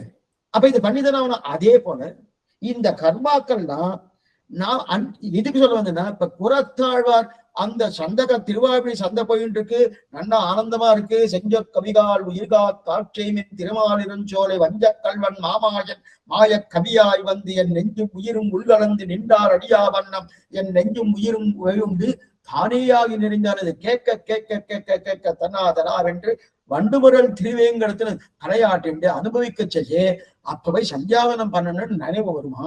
ஒருவேளை அந்த நினைவு வருமான யாரோ ஒருத்தர் சொல்லி கொடுத்தா கூட பண்ணலன்னாலும் இந்த அனுபவம் பிராயச்சித்தம் பண்ணி கிடைக்காது. ஆனா அந்த கர்மா விட்டாலும் பிராயச்சித்தம் பண்ணி நினைக்கணும். அப்ப என்ன இதுலயும் தெரியுது, 2 நிலையான கைங்கரியங்கள் தெரியாது. முடிந்த நிலை, முதல் நிலை. அப்ப முதல் நிலை கைங்கரியம் நாம பண்ணணும். அது என்ன கைங்கரியம்? காயிக கைங்கரியம். இது முதல் நிலை. முடிந்த நிலை கைங்கரியம் என்னது? மானச அனுபவம். நல்லா பாருங்க, மானச அதுதான் ஆதரவு, அன்பு. ஆனா இதுல இந்த ஆதரவு அன்பு ரொம்ப பிரதானம். கைங்கரியம் பண்ணணுமா, பண்ணினா எனக்கு நல்லதான், பண்ணினா மோட்சம் கிடைக்குமா அப்படின்னு அவெல்லாம் சொல்லியிருக்கா. சரி பண்றேன். அப்ப ஆதரவே இல்லை, பிரீத்தியே இல்லை, அன்பே இல்லை. என்ன கைங்கரியம் பண்ணாலும் ஒரு பிரயோஜனம் இல்லை, ஒரு பிரயோஜனம் இல்லை. புரியறதுக்காக இன்னொன்னு சேர்த்து சொல்லிடு. நிறைய இந்த மாதிரி புகார்கள்லாம் நிறைய வருது. ஒருத்தர் என்ன பண்றாரு, பெருமாள் ஏதோ உற்சவாதிகள் உபயம், அந்த உபயம் பண்ணிட்டு இருக்காரு. 10,000 ரூபாய் கொடுத்துருக்காரு வச்சுக்க. அவரால் அவ்வளவுதான் முடியாது. அதுக்கு மேல அவர் இந்த வருஷம் நம்ம எழுதி எடுத்து எல்லாம் விலை வாசனை எடுத்து 15,000 ரூபாய் எடுத்துனார். என்னால கொடுக்க முடியல சுவாமின்னு. இப்ப உடனே பெரிய வியாபாரம் பேசுற மாதிரி, அது என்னமா சுவாமி 12,000 வச்சு கொடுத்தா 11,000 வச்சு எல்லாம் பேசிட்டு இருக்கா. சரி, என்னால பண்ண முடியல சுவாமி அப்படின்னா என்ன பண்றது? அவர் கேட்கிறார், கொடுத்து தொலைக்கிறேன், 15,000 ரூபாய் கொடுத்துறேன். ஒரு பிரயோஜனம் இல்லை. எங்களால் கொடுக்க முடியல சுவாமி. கொடுக்க முடியலன்னு என்ன பண்ணலான்னு அந்த உபயத்தை இன்னொருத்தரை சேர்த்துக்கலாம். சுவாமி என்னால முடியல, தேவர் இதை அனுகிரகம் பண்ண, தேவரோட 5,000 விடுவோம், தேவர் பேரும் போட்டுக்கோ, அடிய பேர் பேர் போட்டுக்கிறதுக்காக உபயம் இல்லை. அதை பண்ணலாமோன்னு அதை பண்ணவே மாட்டான். கொடுத்து தொலைக்கிறேன். அப்ப என்ன, ஒரு பிரயோஜனம் இல்லை. ஏன்னா பகவத் கைங்கரியம் முக்கியம். அந்த கைங்கரியத்துக்கு பிரதானம் இல்லையா? அப்ப ஆதரவு இருக்கணும், அன்பு இருக்கணும். அதுதான் முடிந்த நிலைந்து வைக்கிறாங்க. இது வேணும் வேணும் வேணும். ஆதரவும் அன்பு வேணுமோனோ? அப்ப ஆதரவும் வேணும், அன்பும் வேணும். அதுக்கு மேல என்னது? முதல் நிலையம் வேணும், கடைசி நிலையம் வேணும். அப்ப இதை விட்டுட்டு அதை இதுட்டு நான் செய்யறதுக்கு முடியாது. இன்னொன்னு மானச கைங்கரியம்னா அன்பளவுக்கு நம்ம இன்னொன்று நல்லா பாருங்க, மானச கைங்கரியமே போதும் போதும்ன்றதுக்கு அந்த அளவுக்கு நம்ம உயரலையே. நம்ம உயர்ந்தமா? பராசர பெற்ற அளவுக்கு நம்ம உயர்ந்தமா? இல்லையே. முதல்ல அந்த கம்பாரிசனே தப்பு. அவர் பண்ணார சுவாமி அப்படின்னு அந்த கம்பேர் பண்றதுக்காக, அதாவது ஒப்பிட்டு பார்க்கணும். ஒப்பிட்டு பார்ப்பதற்காக நம்ம தகுதி இருக்கானா? இல்லையே. தகுதி இல்லாத நாம, ஒருத்தர் சொன்னார், சுவாமி விஸ்வாமித்திரோட நான் என்னை விட விஸ்வாமித்திரர் நிறைய படிச்சிருக்கேன் சுவாமி அப்படின்னு சொன்னார். இது உண்மையா பொய்யா? என்னை விட விஸ்வாமித்திரர் மகா ஞானி அப்படின்னு ஒருத்தர் சொன்னார். இது உண்மைதான். சொல்லலாமா? யாரோ வாசல்ல போறவனை பார்த்து சொன்னா பரவாயில்ல, வசிஷ்டரையும் விஸ்வாமித்திரையும் சேர்த்து சொன்னா பரவாயில்ல. விஸ்வாமித்திரை காட்டும் வசிஷ்டர் பெரியவர் அப்படின்னு சொன்னா ஒண்ணுக்கு பொருந்தது. யாரோ வாசல்ல போற விஸ்வாமித்திரன் ஒப்பிட்டு பார்த்தா, அதே போல பராசரப்பட்டு நம்ம ஒப்பிட்டு பார்த்தா அவ பண்ணலையே. இது நிறைய இந்த மாதிரி கேள்விகள் நிறைய வரும். ஏன்னா அவ கர்மா பண்ணாததுக்கு என்னென்ன உண்டுதான். நம்மாழ்வார் கர்மா பண்ணினாரா? அடுத்த கேள்வி இது வரும். பண்ணல, வாஸ்தவம் தான், அவர் பண்ணல. ஏன்னா அவர் இருந்த இடத்துல இருந்து எங்க கிளம்பலையே. எழுந்தாலே காலாடும் நெஞ்சடியும் கண் சுழலும் என்கிற நிலையோடு தானே இருந்தாரு. கிளம்பினாருன்னா கிளம்பவே இல்லையா? அவரே பண்ணலையே சுவாமி, நான் எதுவும் பண்ணணும்? அவரெல்லாம் எங்களுக்கு வழிகாட்டுதுன்னு அவர் என்ன பண்ணாரோ அதெல்லாம் பண்ணணும், அதெல்லாம் பண்ணணும். அப்ப அவர் பண்ணலையோ நானும் பண்ணலன்னா அவரு பண்ணாத காரணம் என்ன? பகவான் உருகுறாரு, உருகு போயிடு. 3-6 மாசம் மோகித்து பார்த்தோம்னா நம்ம உருகுறோமா?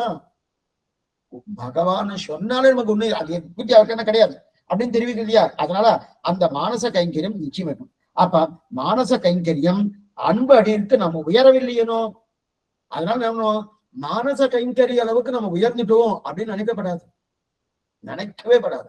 அப்ப என்ன பண்ணும்? 2 கைங்கரியம் பண்ணி ஆகணும். அப்ப முதல் நிலை கைங்கரியம், கடைநிலை கைங்கரியம். முதல் நிலை கைங்கரியம் காய்க கைங்கரியம், கடைநிலை கைங்கரியம் அன்பு, ஆதரவு, அவா, மானசம், இந்த கைங்கரியம் இருக்கணும். சரி சரி சுவாமி, இந்த மாதிரி பண்ணவா யாரா இருக்காளா? யாரா இருக்காளா? இப்ப மதுர கவிகளுக்கு மானச கைங்கரியம் பரிபூர்ணமா இருக்கணும். சுவாமி என்னமா இருக்கு? தெருமட்டடியேன் குருவும் நம்பி பாவினின் இசை பாடி திருவனேன்னு சொல்லிக்காரு. மானச கைங்கரியம் பூர்ணமா இருக்கு மதுர கவிகாரர்கள், எந்த சந்தேகம் கிடையாதுங்க. அப்பா அவர் முதல் நிலை கைங்கரியத்தை விட்டுக்கலாமோ? விடலாமே. விட்டாரா? பாருங்க என்ன பண்ணாரு சுவாமி.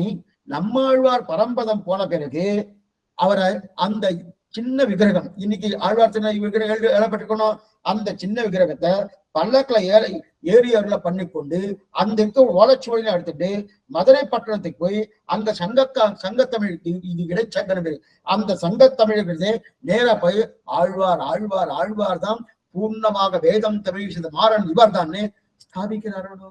அந்த கைங்கரி பண்ணிருக்க வேண்டாமே? அது காய்கை கைங்கரியம் தானே. அவருதான் மானச கைங்கரி இருக்கே சுவாமி, ஏன் பண்ணார்? எதுக்காக பண்ண வேண்டாமே? ரெண்டாவது, இதை பண்ணாதான் ஒரு மோட்சமா? இதெல்லாம் பண்ணாதான் நான் உன்னை ஐஷன் பண்ணி சொன்னாரா? இல்லையே. அதை பண்ணியிருக்காரு. இது என்று ஈயாடுவதோ கொண்டற்கதி இரவைக்கு மின் மின்மினி ஆடுவதோ நாயாடுவதோ உருவெம்பெரிவன் நரிகேசரிவன் நரையாடுவதோ பேயாடுவதோ அழகூர்வசி முன் என்னென்ன உண்டு. அங்க இருக்க புலவர்கள்லாம் இத்தனையும் பண்ணாரு. எத்தனை காய்க கைங்கிற பண்ணியிருக்காரு. அப்ப காய்க கைங்கிற காய்க அவசியம் பண்ணித்தான் ஆகணும். ஏன்னா அவர் பிடிவாதமா அதெல்லாம் கிடையாது, என்கிட்ட மானச கைங்கிற பரிபூர்ணமா இருக்கு, நான் பண்ண வேண்டிய அவசியம் சொல்லி. அப்ப முதல் நிலையும் வேண்டும், முடிந்த நிலையும் வேண்டும். முதல் நிலை காய்க கைங்கரியம், முடிந்த நிலை மானச கைங்கரியம். ஆனா பிரதான மானச கைங்கரியம். அப்ப பிரதான மானச கைங்கரியம் அப்ப காய்கறி கைங்கரி காய்க கைங்கரியம் 2ஆம் பட்சமா? இல்ல. ஏன்னா காய்க கைங்கரியம் பண்ணிண்டே மானச கைங்கரியம் இல்லைன்னா பிரயோஜனம் இல்லை. திருப்பாவிலே எடுத்திருக்கா. முனிவர்களும் யோகிகளும் மெல்ல எழுந்து அரியன்ற பேரறவும் உள்ளம் சிலம்னா பாசுரத்தில் 6வது பாசுரம். எதுக்குறவன் அப்படி இருக்கச்சதே அதைத்தான் இங்க. அப்ப முடிந்த நிலையம் வேணும் அப்படின்னு தெரிவிக்கிறார். இப்ப வியாக்கியானம். ஆழ்வார் எனக்கு சொன்ன அர்த்தம் எவ்வளவு உயர்ந்தது. இவர் நினைக்கிறார், ஆழ்வார் எனக்கு சொன்னது எவ்வளவு உயர்ந்தது. மிக்க வேதியர், வேதத்தில் எத்தனையோ வகைகள்லாம் இருக்கலாம், இவர்கள்லாம் வேதத்தை நன்கு கற்றவர்கள். மிக்க வேதியர் அப்படின்னா நல்ல வேதத்தை கற்று உணர்ந்தவர்கள். என்ன தெரியுமா பண்ணுவா? கண்ட விஷயத்துல எல்லாம் அவ காது கொடுக்கவே மாட்டான். அவரைத்தான் மிக்க வேதியர். இன்னைக்கு சாஸ்திரம் நல்ல திரிவேதி சதுர்வேதி அப்படின்னு சில பேர்லாம் இருக்கா. ஆனா என்னென்னவோ பண்றா பாருங்க. அப்ப வேதத்தை சரியா கக்கலன்னு அர்த்தம். அப்ப மிக்க வேதியன்னா வேதத்தை நன்றா கற்று அந்த கற்றதுக்கு தகுந்தாப்போல அனுஷ்டானத்தை கொண்டு வந்து, அனுஷ்டானம் என்ன? சாஸ்திரம் சொன்னதை தவிர மற்றது அவ காதலியே படாது. அவ காதலியே படாது. அவன் கண்ட விஷயத்துல காதையே கொடுக்க மாட்டான். அது கொடுக்க மாட்டான்னா அவதான் மிக்க வேதியன்னா. மிக்க வேதியர். ஏன்னா இன்னைக்கு நிறைய வேதத்தை வாசிச்சேன்னு சொல்லி இதை கொடுக்குறியா அதை கொடுக்குறியா இதை பண்றியா அதை பண்றியா நிறைய பேசலாம் பாருங்க. அப்பெல்லாம் நான் வேதியரமா, மிக்க வேதியர் இல்லை. மிக்க வேதியருக்கும் வேதியருக்கும் வித்தியாசம் வேற பார்க்க போறோம் இருக்கணும் அப்படிங்கிறது. ஏன்னா இவ என்ன பண்ணுவான்னா, பாக்கியர்கள் இருக்கா இல்லையா, சாஸ்திரத்தை ஒத்துக்கொள்ளாதுவா, குதிரிட்டு காட்டுக்காளையோ அவெல்லாம் சாஸ்திரத்தை ஒத்துண்டு அவ தப்பா பேசுறானா அவ கட்டாலாம் தன்னுடைய நெஞ்ச வைக்கவே மாட்டான். அவ கட்டலாம் தன்னுடைய நெஞ்ச வைக்கவே மாட்டான். இவ ஏதோ தப்பா பேசிட்டு இருக்கா சுவாமி, இவ ஏதோ இல்லைன்னு சொல்லிட்டு இருக்கா சுவாமி, அவன்டா நெஞ்சிக்க மாட்டான். அப்ப நித்திய நிர்தோஷமான வேதத்தையே பிரமாணமாக கொண்டவர்கள் மிக்க வேதியர். அப்படி மிக்க வேதியர்கள். அப்ப வேதத்தை விட மற்றொன்றிலே கண் வையாதவர்கள். வேதமா அவளுக்கு தெரியாது. வேதத்தை தவிர மற்றொன்றை கண் வையாது. இதுதான் வேதாசாஸ்திரம் பரம் நாஸ்தி நதைவம் கேசவாத் பரம்னு இது ஒரு சாஸ்திர வாக்கியம் நித்தியமே நம்ம சொல்றோம். சத்தியம் சத்தியம் புனசத்தியம் உத்ரிச்ச முக புஜமுச்சதே வேதாசாஸ்திராத் பரம் நாஸ்தி நதைவம் கேசவாத் பரம்னு இது. வேதத்தை காட்டிலும் பிரமாணம் இல்லை, கேசவனை காட்டிலும் வேறு தெய்வம் இல்லைன்னு தெரிவிக்கிறார். வேதத்தை காட்டிலும் பிரமாணம் இல்லை. வேதத்துக்கு ஏதாவது பிரமாணம் இருக்கா? இல்லை. கேசவனை காட்டிலும் வேறு தெய்வம் இல்லைன்னா இந்த இடத்துல நமக்கு என்ன தோணுனா, அப்ப வேதத்தை காட்டிலும் வேறு பிரமாணம் இல்லைன்னா சாஸ்திரம் எத்தனையோ சாஸ்திரங்கள் இருக்குது, அந்த சாஸ்திரத்துல வேத சாஸ்திரம் தான் பிரதானம், மற்ற சாஸ்திரம் தான் பிரமாணம் ஆகாது அப்படின்ற அர்த்தத்துல இங்க சொல்லிட்டு இருக்காரான்னு நமக்கு தோணும். இல்லைன்ட்டு. அதே போல கேசவனை காட்டிலும் வேறு தெய்வம் இல்லைன்னா வேறு தெய்வங்கள்லாம் இருக்கு, ஆனா அதுல கேசவனுக்கு தகுந்த சமமான தெய்வம் கிடையாது அப்படின்னு சொல்றாங்கன்னா அதுவே இல்லைன்ட்டு. இங்க பாருங்க, வேதாசாஸ்திராத் பரம் நாஸ்தி அதுவும் இல்லைன்னா பரம் பரம்ங்கிற சப்தம் இல்லையா, வேதசாஸ்திராத் பரம் நாஸ்தி. இது நிறைய பேர் இந்த மாதிரி அர்த்தத்தான் சொல்லுவார். நம்ம பூர்வாச்சாரம் சொல்லல. சத்தியம் சத்தியம் புனசத்தியம் உத்ருச்சம் முதமுச்சதே வேதாசாஸ்திராத் பரம். பரம் சப்தத்துக்கு ரெண்டு விதமான பொருள் சொல்லலாம். என்னன்னா ரெண்டு விதம். ஒண்ணு வேறு அப்படின்னு ஒரு அர்த்தம், இன்னொன்னு உயர்ந்த உயர்ந்தது உயர்ந்தது ஒரு அர்த்தம். ரெண்டு அர்த்தம் சொல்லலாம்.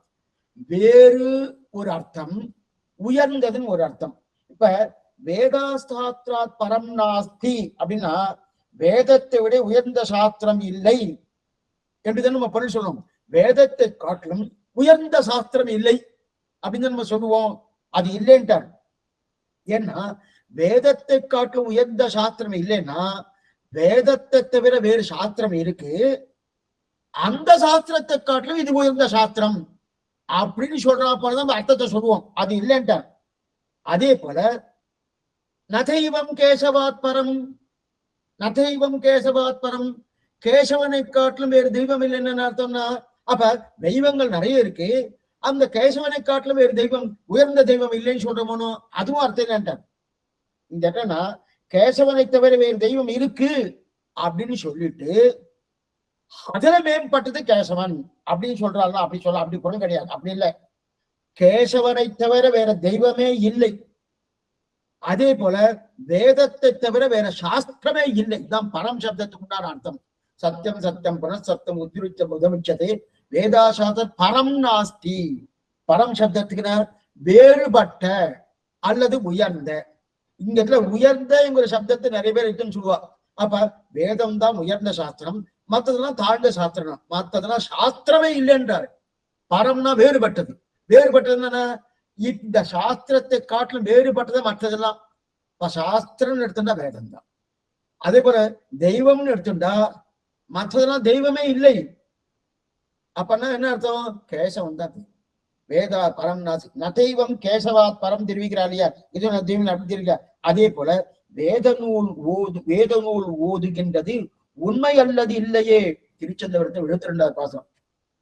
வேத நூல் ஓதுவது உண்மை என்பது இல்லையே அப்படின்னு தெரிவிக்கிறார் இல்லையா. வேத நூல் ஓதுவது அப்படின்னு என்னன்னா வேத நூல் ஓதுவது எப்போதும் உண்மை.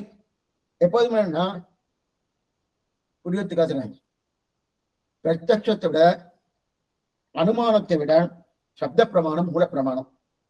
பிரத்யட்ச பிரமாணத்தை விட அனுமானத்து பிரமாணத்தை விட சப்த பிரமாணம் தான் பிரதானம் சொல்லுவார். ஆனா இந்த இரண்டை காட்டிலும் வேதத்தை சொல்லலாம். வேதத்தை காட்டிலும் மற்றொரு பிரமாணம் இல்லை. வேதம் தான் ரொம்ப திடமான பிரமாணம், அசைக்க மாட்டாம உறுதியான பிரமாணம். வேதம் ஒண்ணு சொல்லித்தனா அது அப்படியே எடுத்துக்க வேண்டியது. அதுக்கு மேல இது இருக்கா அது இருக்கா பார்க்க வேண்டியது. அப்ப சரி சுவாமி, அப்ப வேதியர்கள் புரிந்தது. இப்ப இது என்னன்னா வேதியர்கள் என்ன? வேதத்தை அறிந்தவர்கள் வேதியர்கள். வேதத்தை அறிந்தவர்கள் வேதியர்கள். மிக்க வேதியர்கள். வேதியர்கள் வேதத்தை அறிந்தவர்கள். மிக்க வேதியர்கள் வேதத்தின் பூர்வபாகத்தை விட வேதத்தின் பூர்வபாகத்தை அறிந்து கொண்டவர்கள் வேதியர்கள். என்ன பண்ணுங்க, இப்ப வேதியர்கள் என்ன மிக்க வேதியர்கள் தான் பார்த்துட்டு இருக்கோம். வேதத்தின் பூர்வபாகத்தின கர்மகாண்டம், அந்த கர்மகாத்தை அறிந்து கொண்டு அதன்படி நடப்பவர்கள் வேதியர்கள். அதே வேதத்தின் பூர்வ பாகத்தை விட வேதாந்த பாகமாக இருக்கக்கூடிய அந்த உத்தரபாகம் அதுல நிஷ்டை இருப்பவர்கள். ஏன்னா பூர்வபாகம் என்பது பகவானுடைய ஆராதனையை சொல்லும், கர்மங்களை சொல்லும். உத்தரபாகம் என்பது பிரம்மத்தை பத்தி பூர்ணமா நன்னா விளக்கிறது. அப்படிப்பட்ட உத்தரபாகம் தான் வேதாந்தம். அந்த வேதாந்தம் இருக்கே, அந்த வேதாந்த ஞானம், அந்த வேதாந்த ஞானத்தை பெற்றவர்கள் தான் மிக்க வேதியர்கள். அப்ப வேதியர்கள்னா பூர்வபாகத்தை மட்டும் பெற்றுக்கொண்டு அதன்படி நடப்பவர்கள். மிக்க வேதியர்னா வேதாந்த ஞானத்தை பெற்றுக்கொண்டு அதன்படி அனுஷ்டானத்தில் இருப்பவர்கள். அப்பனா இந்த இடத்துல வேதாந்தத்தை நாளா சொல்லணும். வேத ஞானம், வேத விஞ்ஞானம், வேத ஞானம், வேத விஞ்ஞானம். அடுத்து வேதாந்த ஞானம், வேதாந்த விஞ்ஞானம். இப்ப நாலு வந்துட்டா, வேத ஞானம், வேத விஞ்ஞானம், வேதாந்த ஞானம், வேதாந்த விஞ்ஞானம். இப்ப இந்த வேதாந்த விஞ்ஞானம் என்பது 4வது படிக்கட்டுல இருக்கு. எங்க சுவாமி? வேத ஞானம் ஒரு படிக்கட்டு, வேத விஞ்ஞானம் 2ஆம் படிக்கட்டு, வேதாந்த ஞானம் 3வது படிக்கட்டு, வேதாந்த விஞ்ஞானம் 4வது படிக்கட்டு. அந்த வேதாந்த விஞ்ஞானம் 4வது படிக்கட்டு இருக்கு. அப்பன்னா வேத ஞானம்னா வேதத்தை பற்றி அறிதல், வேத விஞ்ஞானம்னா வேதத்தை பற்றி நன்கு அறிதல். அதே வேதாந்த ஞானம்னா என்ன தெரியுது? வேதாந்த ஞானம்னா என்னன்னா வேதாந்தத்தை அறிதல். வேதாந்த விஞ்ஞானம்னா வேதாந்தத்தை பற்றி நன்கு அறிதல். இப்ப 4 வந்துருத்தோ, அதத்தான் வேத ஞானம், வேத விஞ்ஞானம், வேதாந்த ஞானம், வேதாந்த விஞ்ஞானம். வேதத்தை அறிதல், வேதத்தை நன்கறிதல், வேதாந்தத்தை அறிதல், வேதாந்தத்தை நன்கறிதல். இந்த 4 வந்துட்டோம். இந்த 4ல 4வது நிலையில் இருக்கணும். அப்ப வேதத்தை மட்டும் தெரிஞ்சு கொண்டா எப்படி இருப்பா சுவாமி? வேதத்தை மட்டும் தெரிஞ்சுட்டா எப்படி இருக்குன்னா, அதுக்குதான் கீதா ஸ்லோகத்தை உதாரணம். வேத வாதரதே பார்த்தா பண்ணும். வேத வாதரதே பார்த்தா, வேத வாதரதாகா, வேத வாதரதே பார்த்தா ஞான்யசி எஸ்சி வாதினகா திரைகுண்ய விஷயா வேதாவ நிஸ்திரைகுண்ய பவார்ஜுனா யாவானர்த்த புதபாதே சர்வதா சம்ருதா போதகே. கீதா ஸ்லோகம். கீதா ஸ்லோகம் என்றது ரொம்ப நல்லது.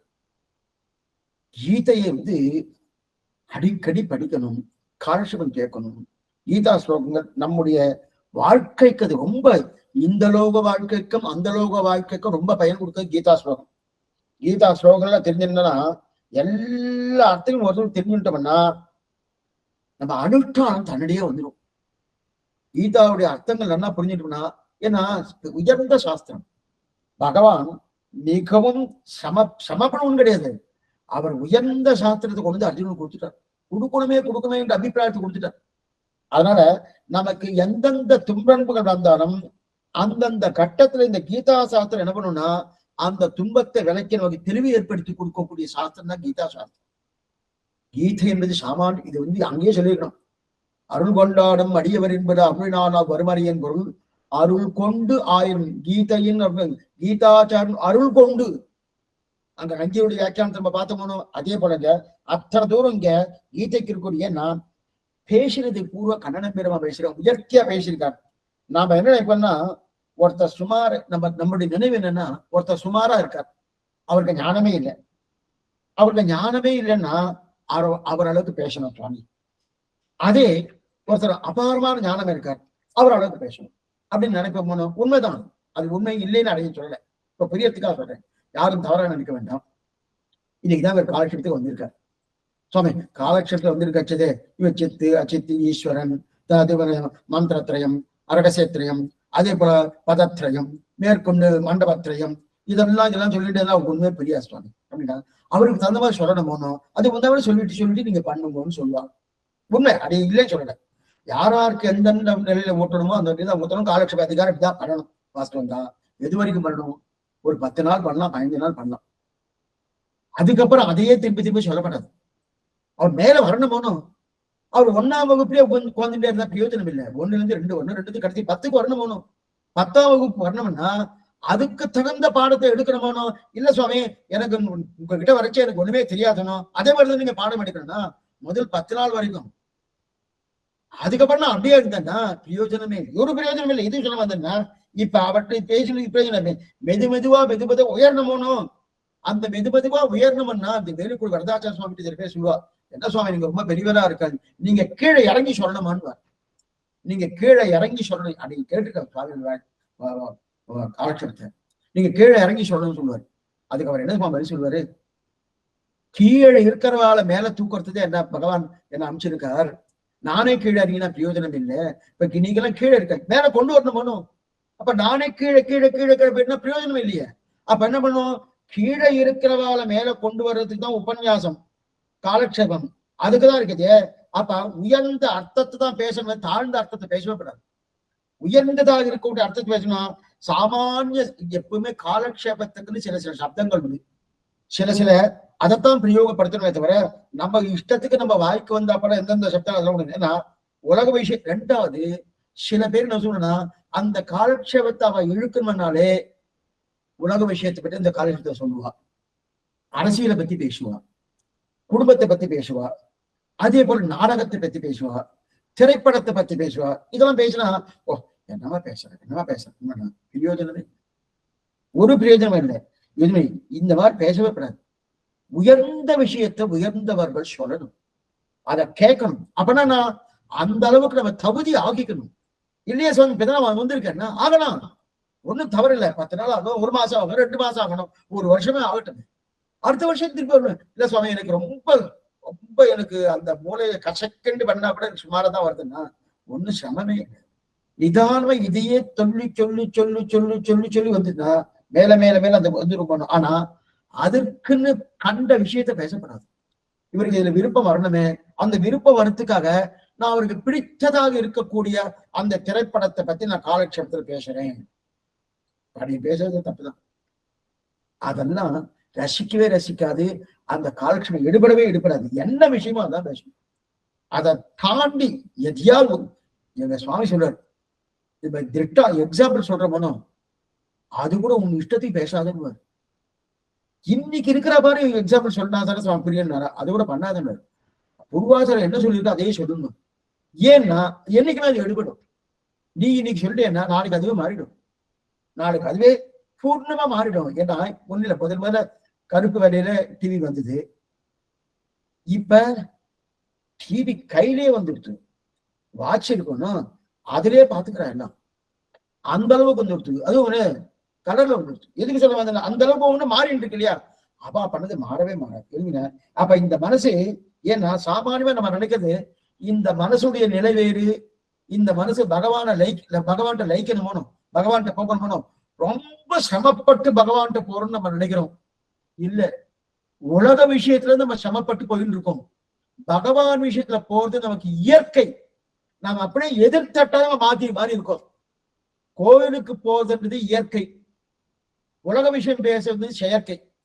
நாம என்ன நினைக்கிறோம், உலக விஷயத்துல இருக்கிறது இயற்கை, பகவத் விஷயம்ன்றது பாகவத விஷயம் ஆச்சார விஷயம் செயற்கை நினைக்கிறோம். உண்மையிலே செயற்கை எது, உலக விஷயம்தான். ஏன்னா இந்த ஆத்மா பகவானுடைய திருவடிபாடு இருந்து கொண்டு அவனுக்கு அனுபவித்த பிரீத்திக்கார கைங்கரிய பண்றதுதான் இயற்கையான தன்மை. அதை விட்டுட்டு நம்ம என்ன பண்ணிட்டு இருக்கோம்னா செயற்கை அங்கெங்கும் அலைஞ்சிட்டு இருக்கோம்னா அதைத்தான் இங்க தெரிவிக்கிறார். என்ன தெரிவிக்கிறார், ஆசையா தெரிவிக்கிறாங்க. ஆக இந்த திரைகுண்ய விஷயா வேதாதா நிஸ்திரைகுண்யோ அப்படின்னு என்ன, மிக்க வேதியர் வேதியர்கள் என்ன சாஸ்திரத்தை கர்மபாகத்தை கட்டுன்னு இருக்கா. மிக்க வேதியர்னா கர்மகாவத்தோடு பிரம்மகாண்டத்தை கத்துட்டு அது வேதாந்தத்தை கத்துட்டு பண்றா. அவ 2 பேருக்கு உண்டான வித்தியாசம் என்னன்னு நாளை காலத்துல காரணம். ஆழ்வாரும் திருமணாஜிய திருவேசனம் ஆச்சாரியின் திருவேசனம் பாகவதாவும் திருவடிகளில் சரணம். சந்தேகதாந்த அவசியம் கேட்கும்படி பிரார்த்திக்கிறேன். மேற்கொண்டு சாய்க்காலம் 5 மணிக்கு ராமானுஜ காலக்ஷேபம் ஆசிரமோடு அடியை தொடர்ந்தரும் ஐவர் கட்கா என்கிற பாசனம் அவசியம் அவனுக்கு பிரார்த்திக்கிறேன். சந்தேகம் இருந்தாலும் கேட்கிறேன்.